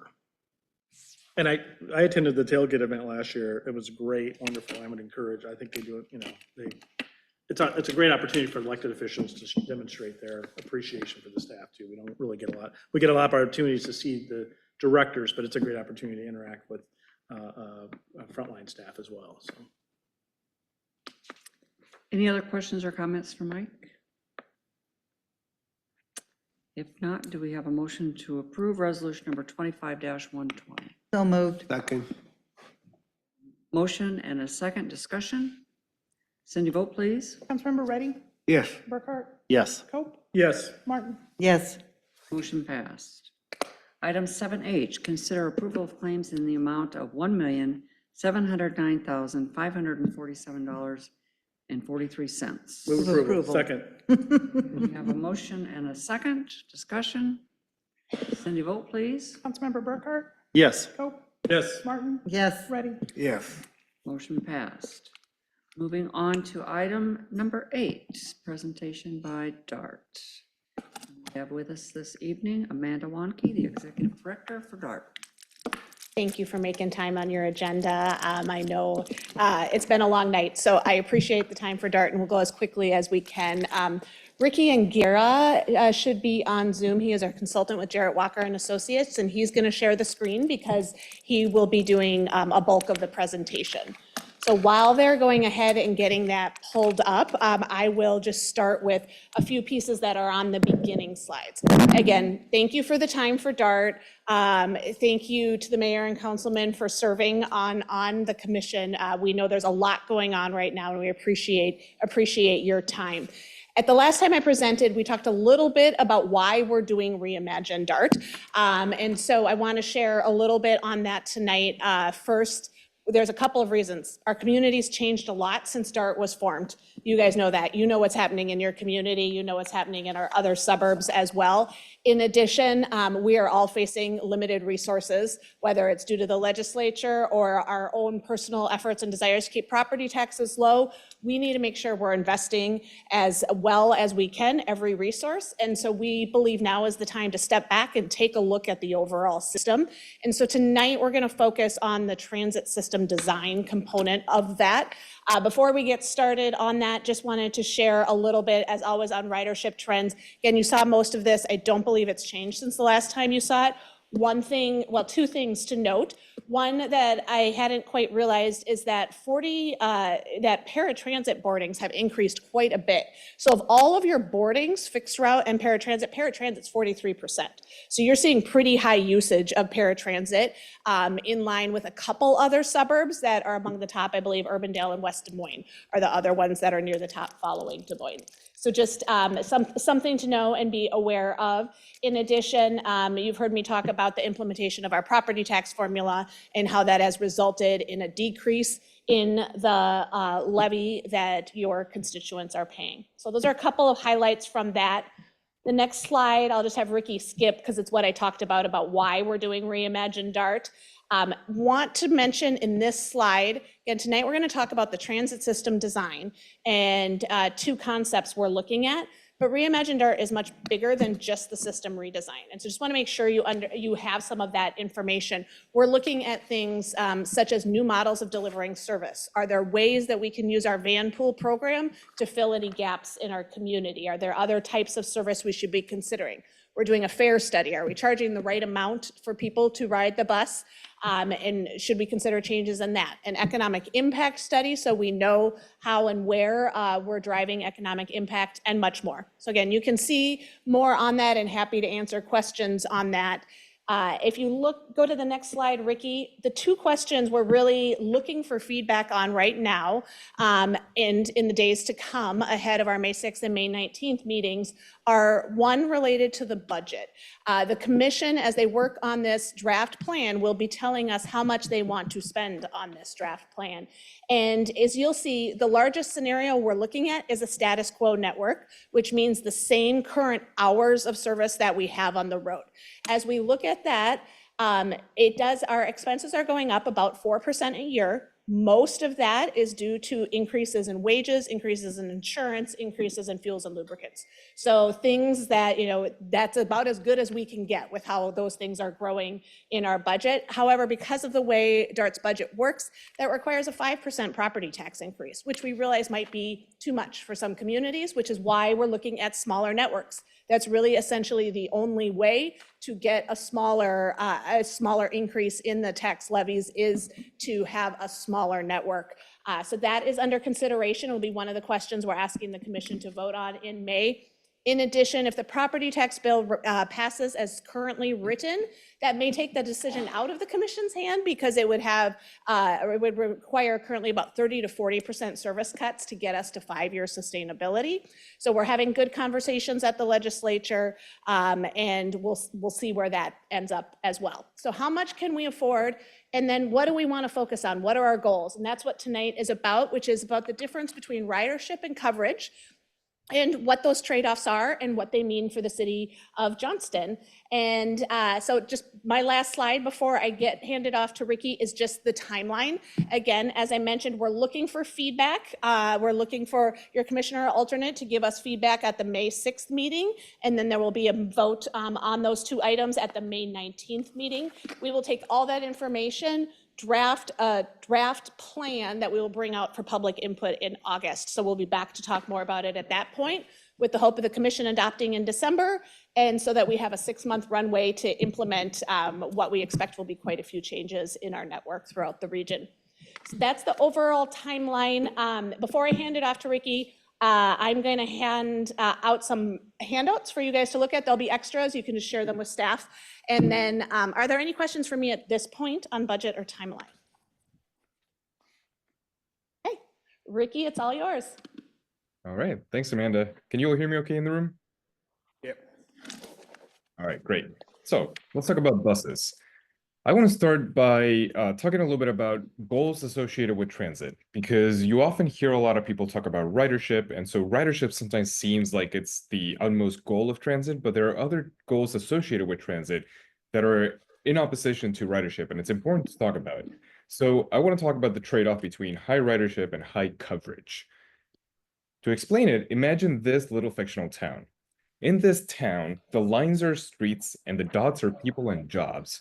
And so you see that most of the activity is concentrated on 2 main corridors, as it happens in many cities, neighborhoods, and towns. We're going to design a transit network. First thing I would do is ask you what the goal is. If you tell me that the goal is ridership and ridership alone, I would design a network to get as many people to ride this and find the service as useful as you can. So I would concentrate all the service where most people live so that the buses come very frequently. So I would design a network that looks like this. All of the service is just in 2 routes, but on those 2 routes, the service comes very frequently. So you might expect a bus every 10 minutes here.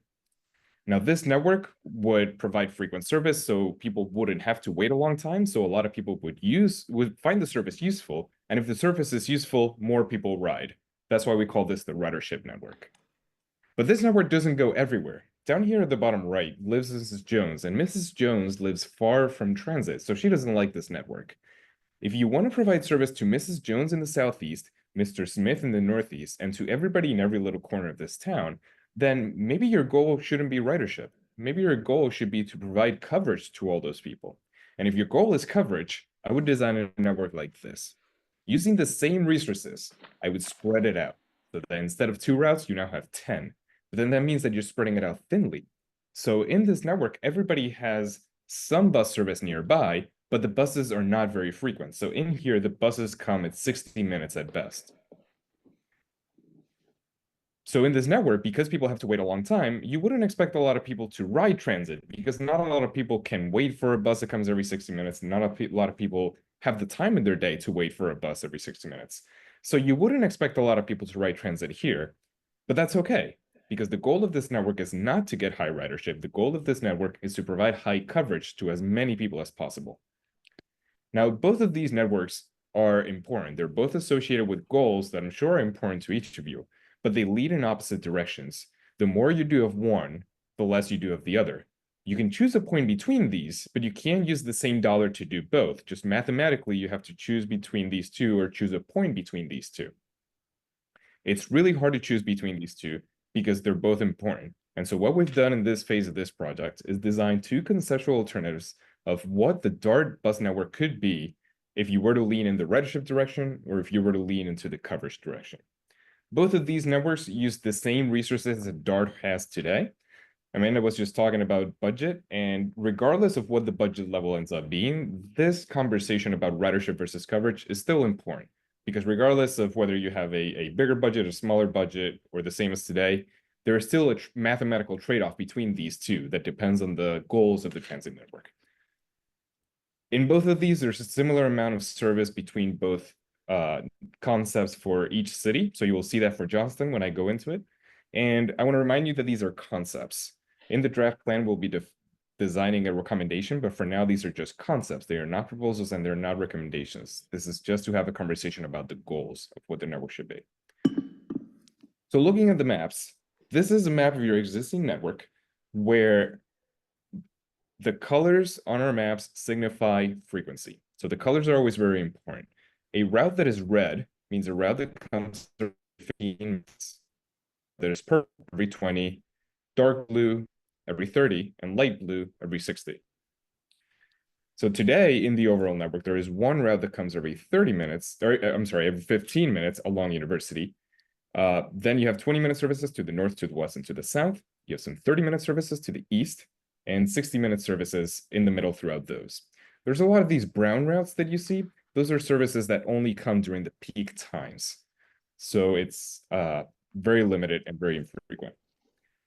Looking at Johnston, you have Route 5 that goes up Merle Hay over to your library. And in doing so, it does so every 60 minutes, but every 30 minutes, a little bit in the morning, a little bit in the evening, but throughout most of the days, every 60 minutes. That's what you have today. In the ridership concept, the overall network looks like this. You see that there are less routes total, but the routes are more red or dark blue.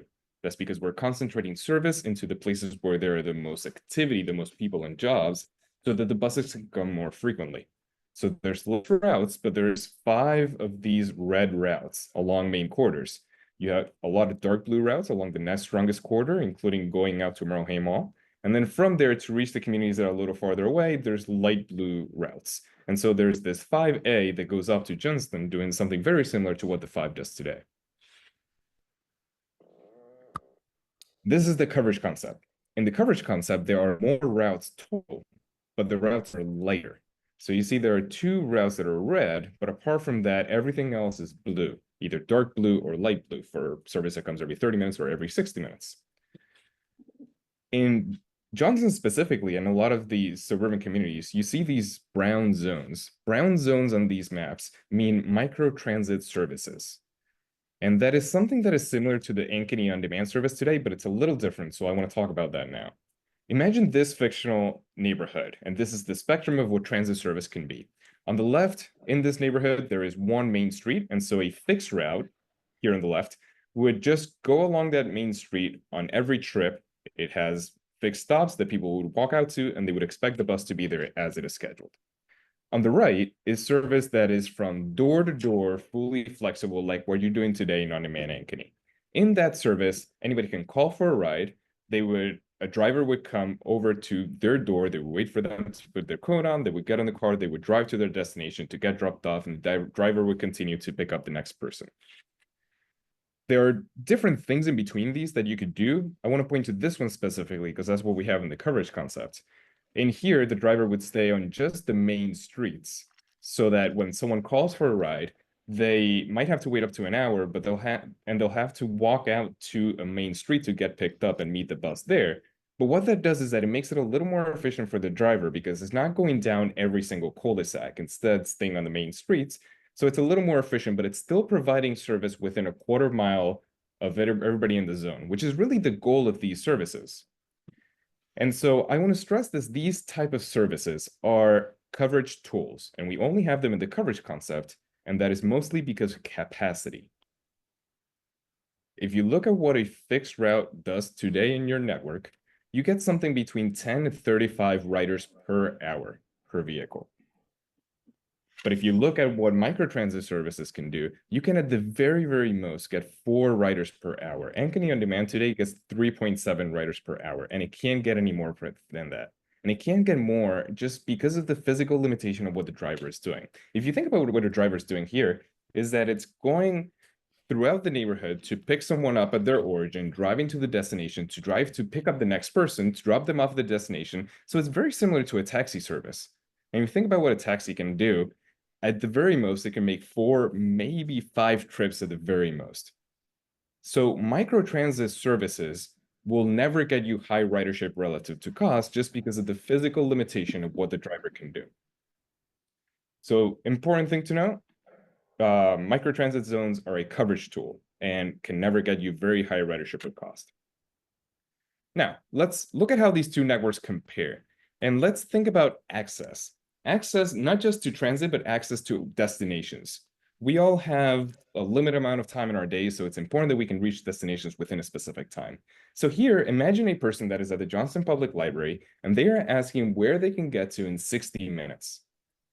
Looking at transit and walking, we can draw a bubble that shows where they can get to using today's network, and that's this gray bubble. We can draw the same bubble for each of the concepts, and if we look at the ridership concept, the bubble looks like this. We can put it on top of the existing network, and we can count the number of jobs and residents in both of these, and we see that it's very similar in both, because we have, in the ridership concept, a route that is very similar to today's 5, the 5A. So the service is very similar in the ridership concept to what it is today. In the coverage concept, the bubble looks like this. We put it on top of existing, and we can count the number of jobs and residents. Now, this bubble is very different because of that microtransit service. So with that microtransit zone, someone can get picked up at the Johnston Public Library, and they can be dropped off in many other places. You see some places here in 86 on Western Johnston, and you see some places down here in Urbandale because those zones are together. And so by counting those up, you can see that a resident can reach 4,000 more jobs in those 60 minutes, or 6,000 more residents. But what's important to note is that these are microtransit services that have a limitation on the number of people that they can move, which means that even though this might reach more people, you will never be able to move more than 4 riders per hour with microtransit services.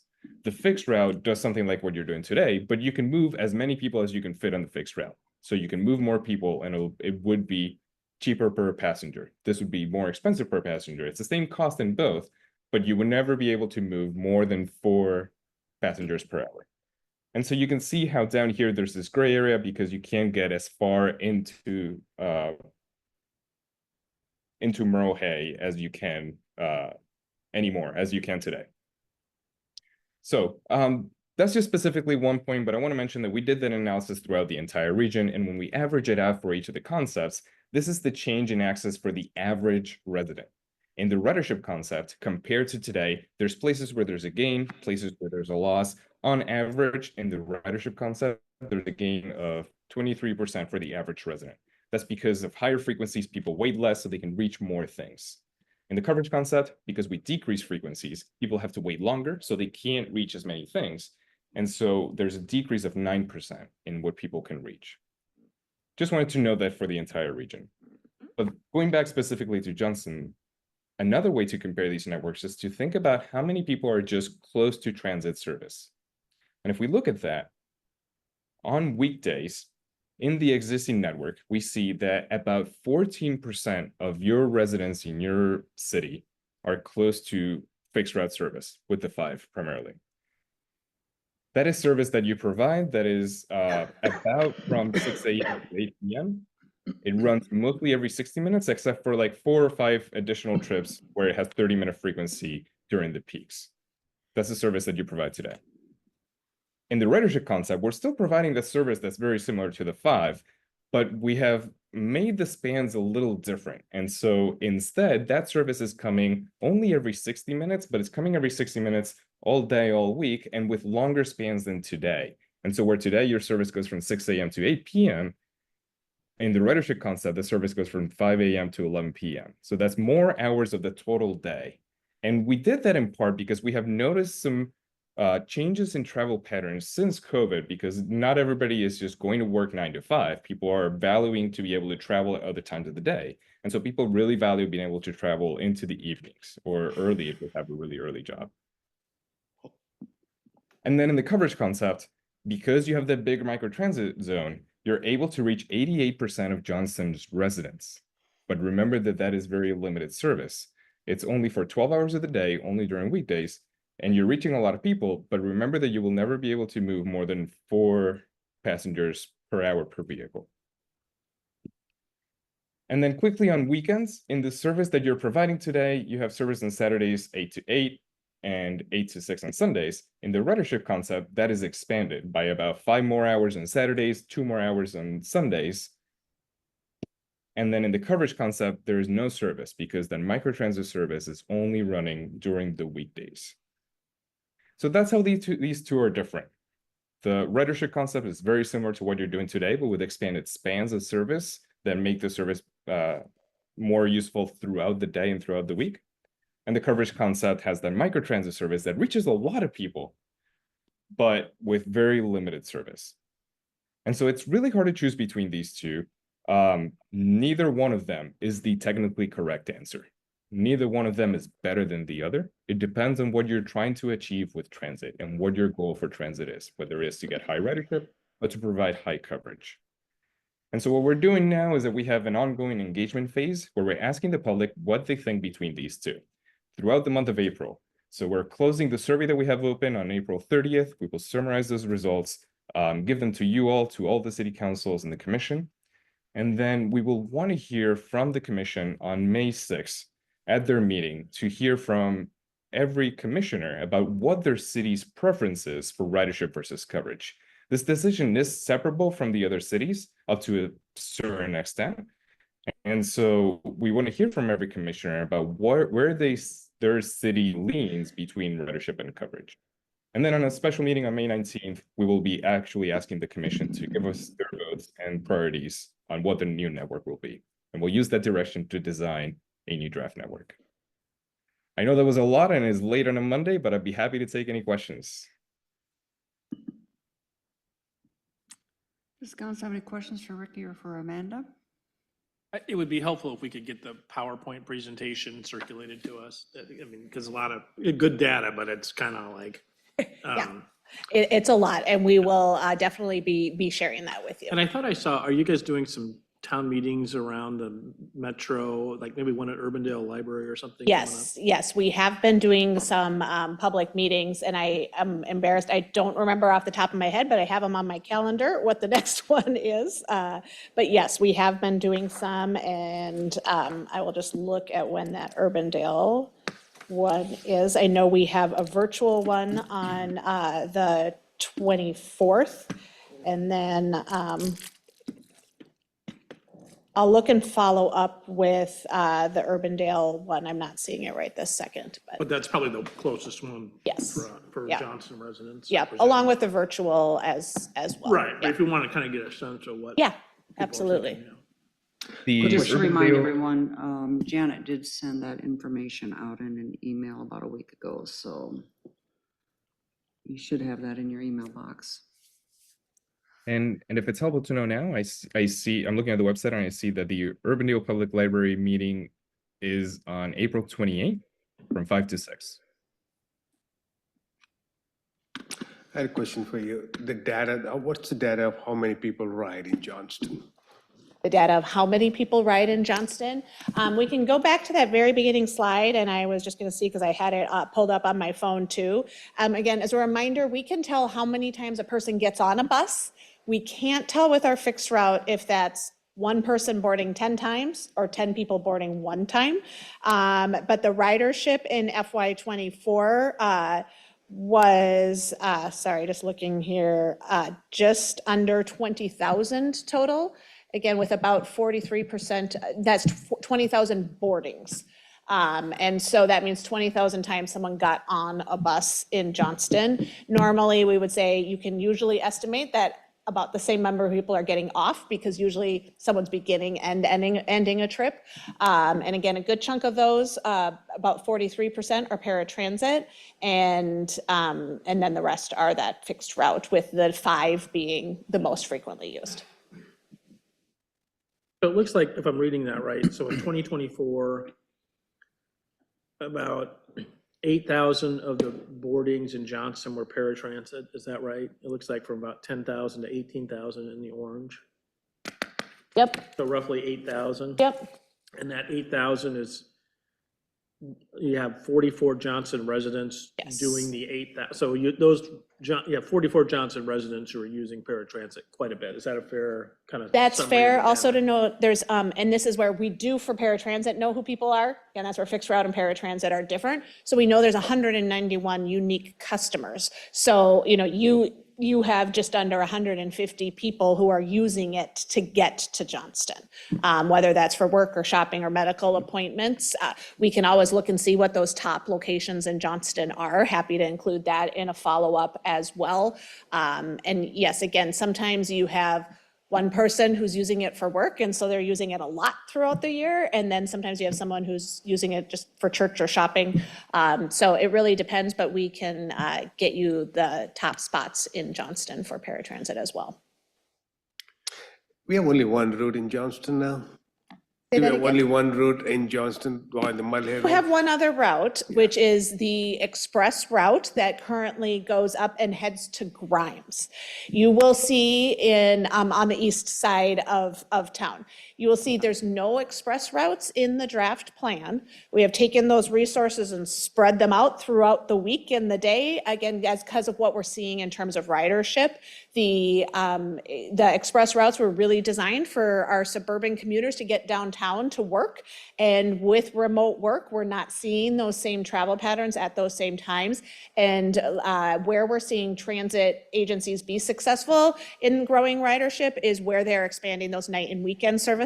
So again, that's why we take to the resources that were on express routes and added more span and coverage throughout the week. I think the one thing that I find just a little bit confusing in the ridership concept versus the coverage concept is that in the I would have sort of thought that the coverage concept would have included a fixed route for Johnston, but it's the other way around. Am I reading that right? Yes, you are reading that right. And again, it does come down to that we can do a little bit of both, right? But we can't do the extremes of each. And that is why, so a coverage concept focuses on less frequency and using microtransit to fill gaps where there isn't going to be much ridership on a less frequent fixed route. So again, none of that is saying it's going to have to be all one or the other in the end. I anticipate, we will want each community to weigh in on what their preferences are. Then we have to figure out how to make the whole network work together. What we've seen in a lot of other communities Jarrett Walker has worked with is that they end up somewhere with a range of like, we're going to focus 60% on the resources on ridership and 40% on coverage. And then we know these are the 5 communities who are most interested in coverage. And then we allocate the resources accordingly. And I guess the other thing I would have to point out too is that obviously most of the data on the chart was very Johnston focused, but I think we're interested in the overall health of DART too, right? Yeah. And so it's a little bit hard for us, in order for us to make the right decision or give guidance to, I don't just need to understand how this impacts Johnston. I need to understand how it impacts the whole area. Yeah. So I don't know what the best way is to see that. If maybe that's to go to a different presentation or how that works, but I really appreciate that first. Again, I appreciate the Johnston's commitment to the regional network. That is really important. And we do have a presentation we could send you that does show some more impact for the whole region. And so happy to send that PowerPoint as well. Okay, thanks. Other questions, comments? Mayor, I have just a couple. I actually want to start piggybacking off of Councilmember Cope in that regard. Do we have a good sense of where our Johnston borders end up from that standpoint? Can we track that information? I think largely, while I'm enthused by the fact of a microtransit that would keep things very close at home, or at least regional, if we include our neighbor to the south in Urbandale, the reality is if that isn't the most effective way to serve our current users, I'm very concerned about trying to shut them out in that capacity. So is there some way that you can provide that type of information? Yeah, I'll say a couple things and see what Ricky adds. We will look back, our last, again, when someone gets off the bus, we don't know where they're going. We do ask that information in our customer satisfaction survey, so we can look back at that and see what we're able to glean from that last customer satisfaction survey.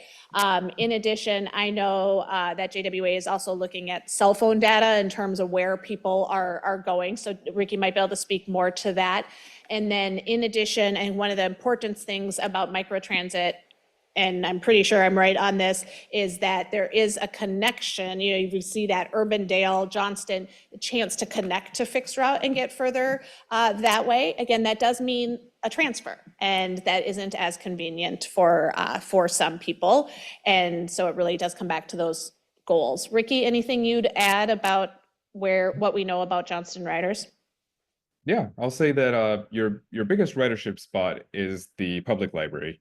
And if you are really focused, if you're really worried about what your current riders are doing and what they will do in both of these, the ridership concept mimics closer to what they're doing today, and it makes it easier for them to connect to the rest of the region as well.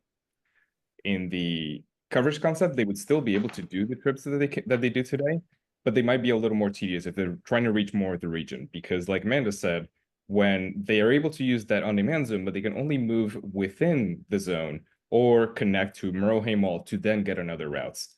And so someone in the ridership concept could take the 5 all the way into downtown Des Moines. But in the coverage concept, they would take microtransit to Merle Mall, where they would then have to transfer to another fixed route to go somewhere else.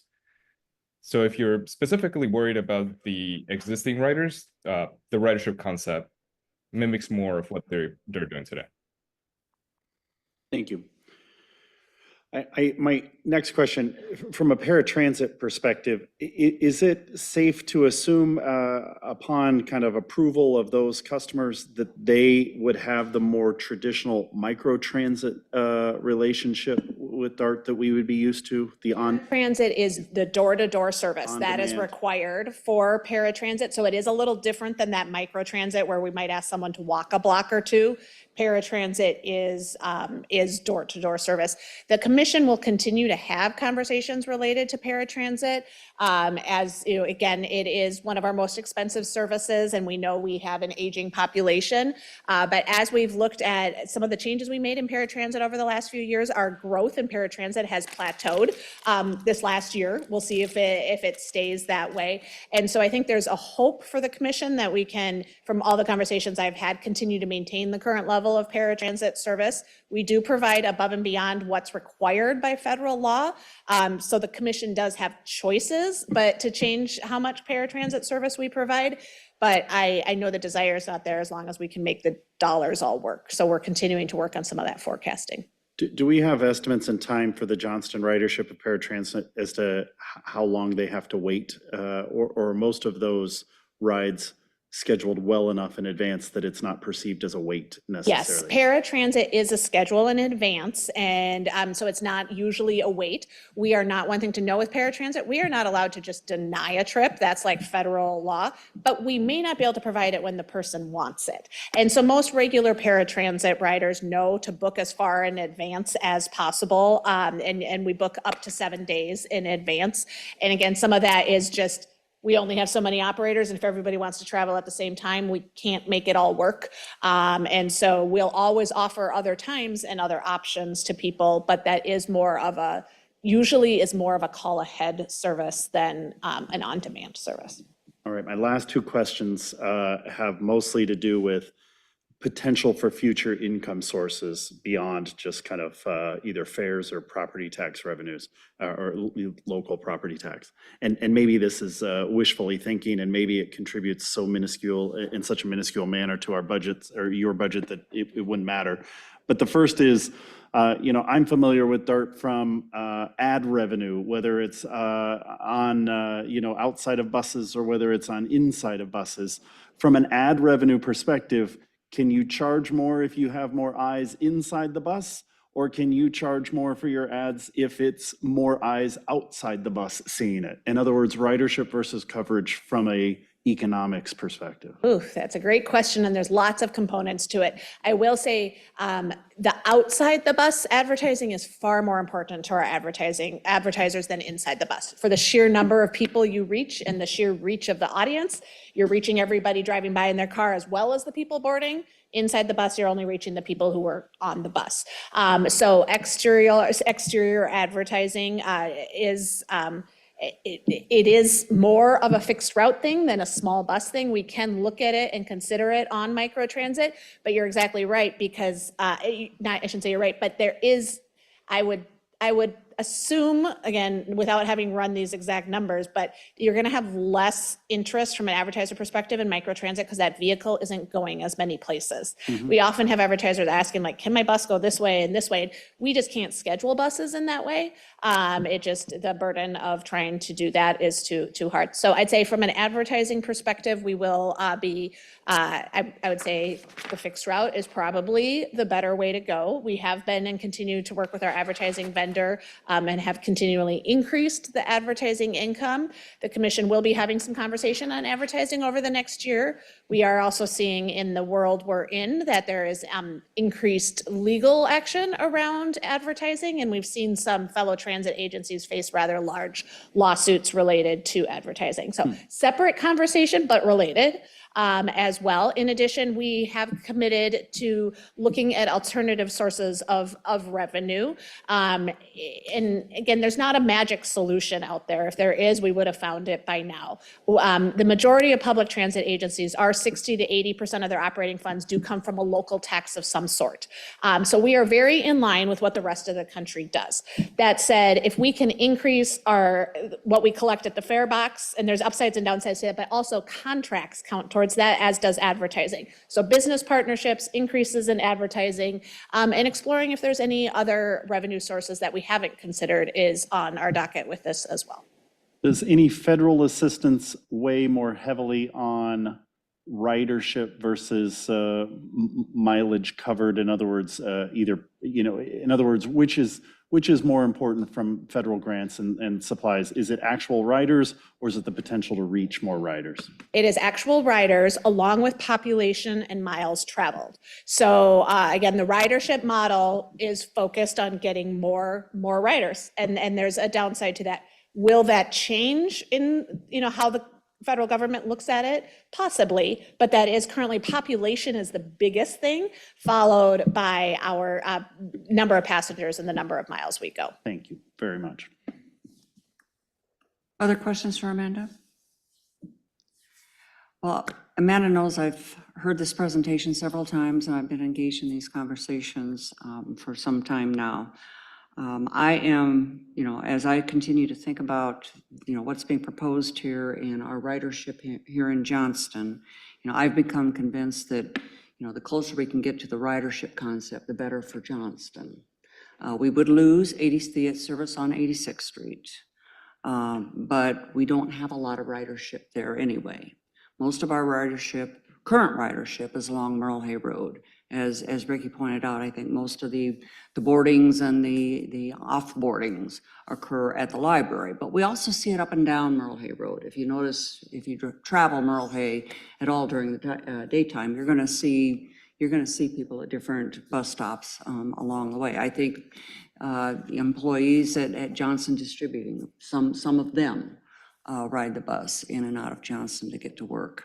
I think that over time, with the development that we're going to see on Merle Hay Road, with Ignite and with Bombers and with other development that occurs as a result of that, here at the town center, we're going to have more demand for workers for those service jobs than we have workers in Johnston that are willing to do those jobs. And so I think that bus service is going to help bring them into our community so that they can be employed in those jobs. So I see the demand for bus service increasing over time as development occurs on Merle Hay Road. So, I'm supportive of the ridership approach because I think that will addresses our need now as well as into the future.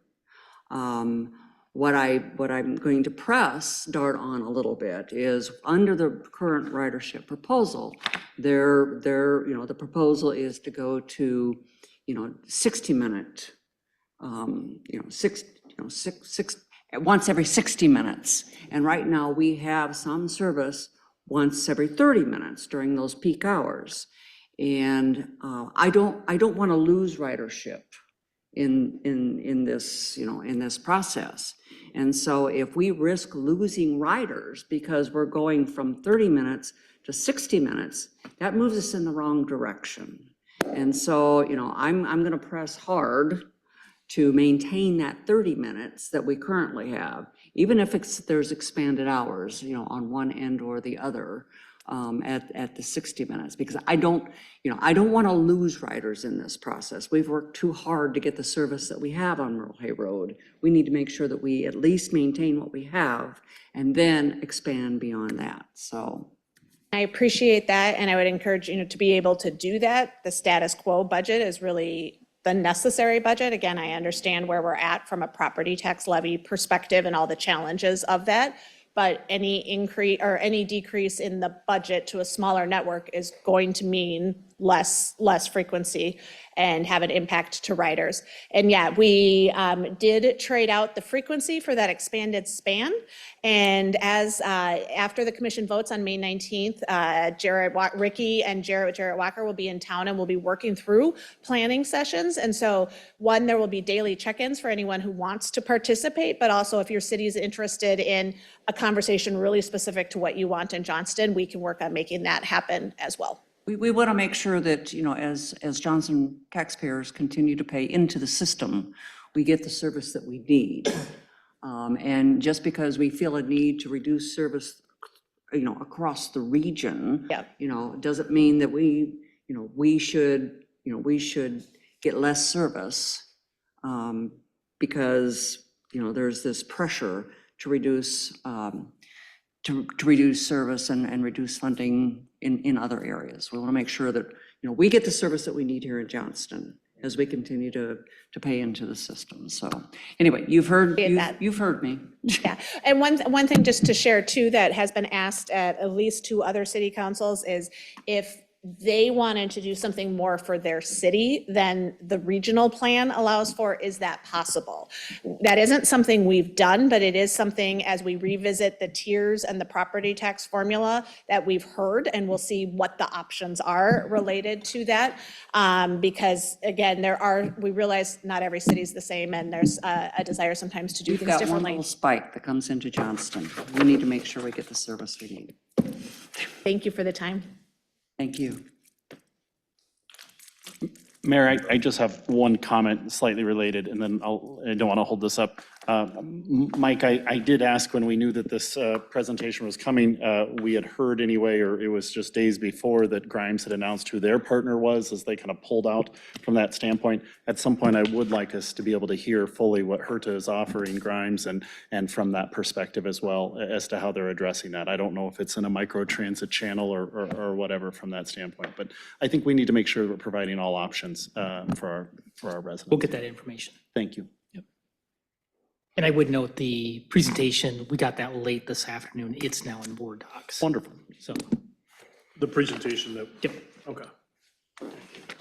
And Amanda and Ricky, I do appreciate you being here tonight and going through that with us. You've got a tough job.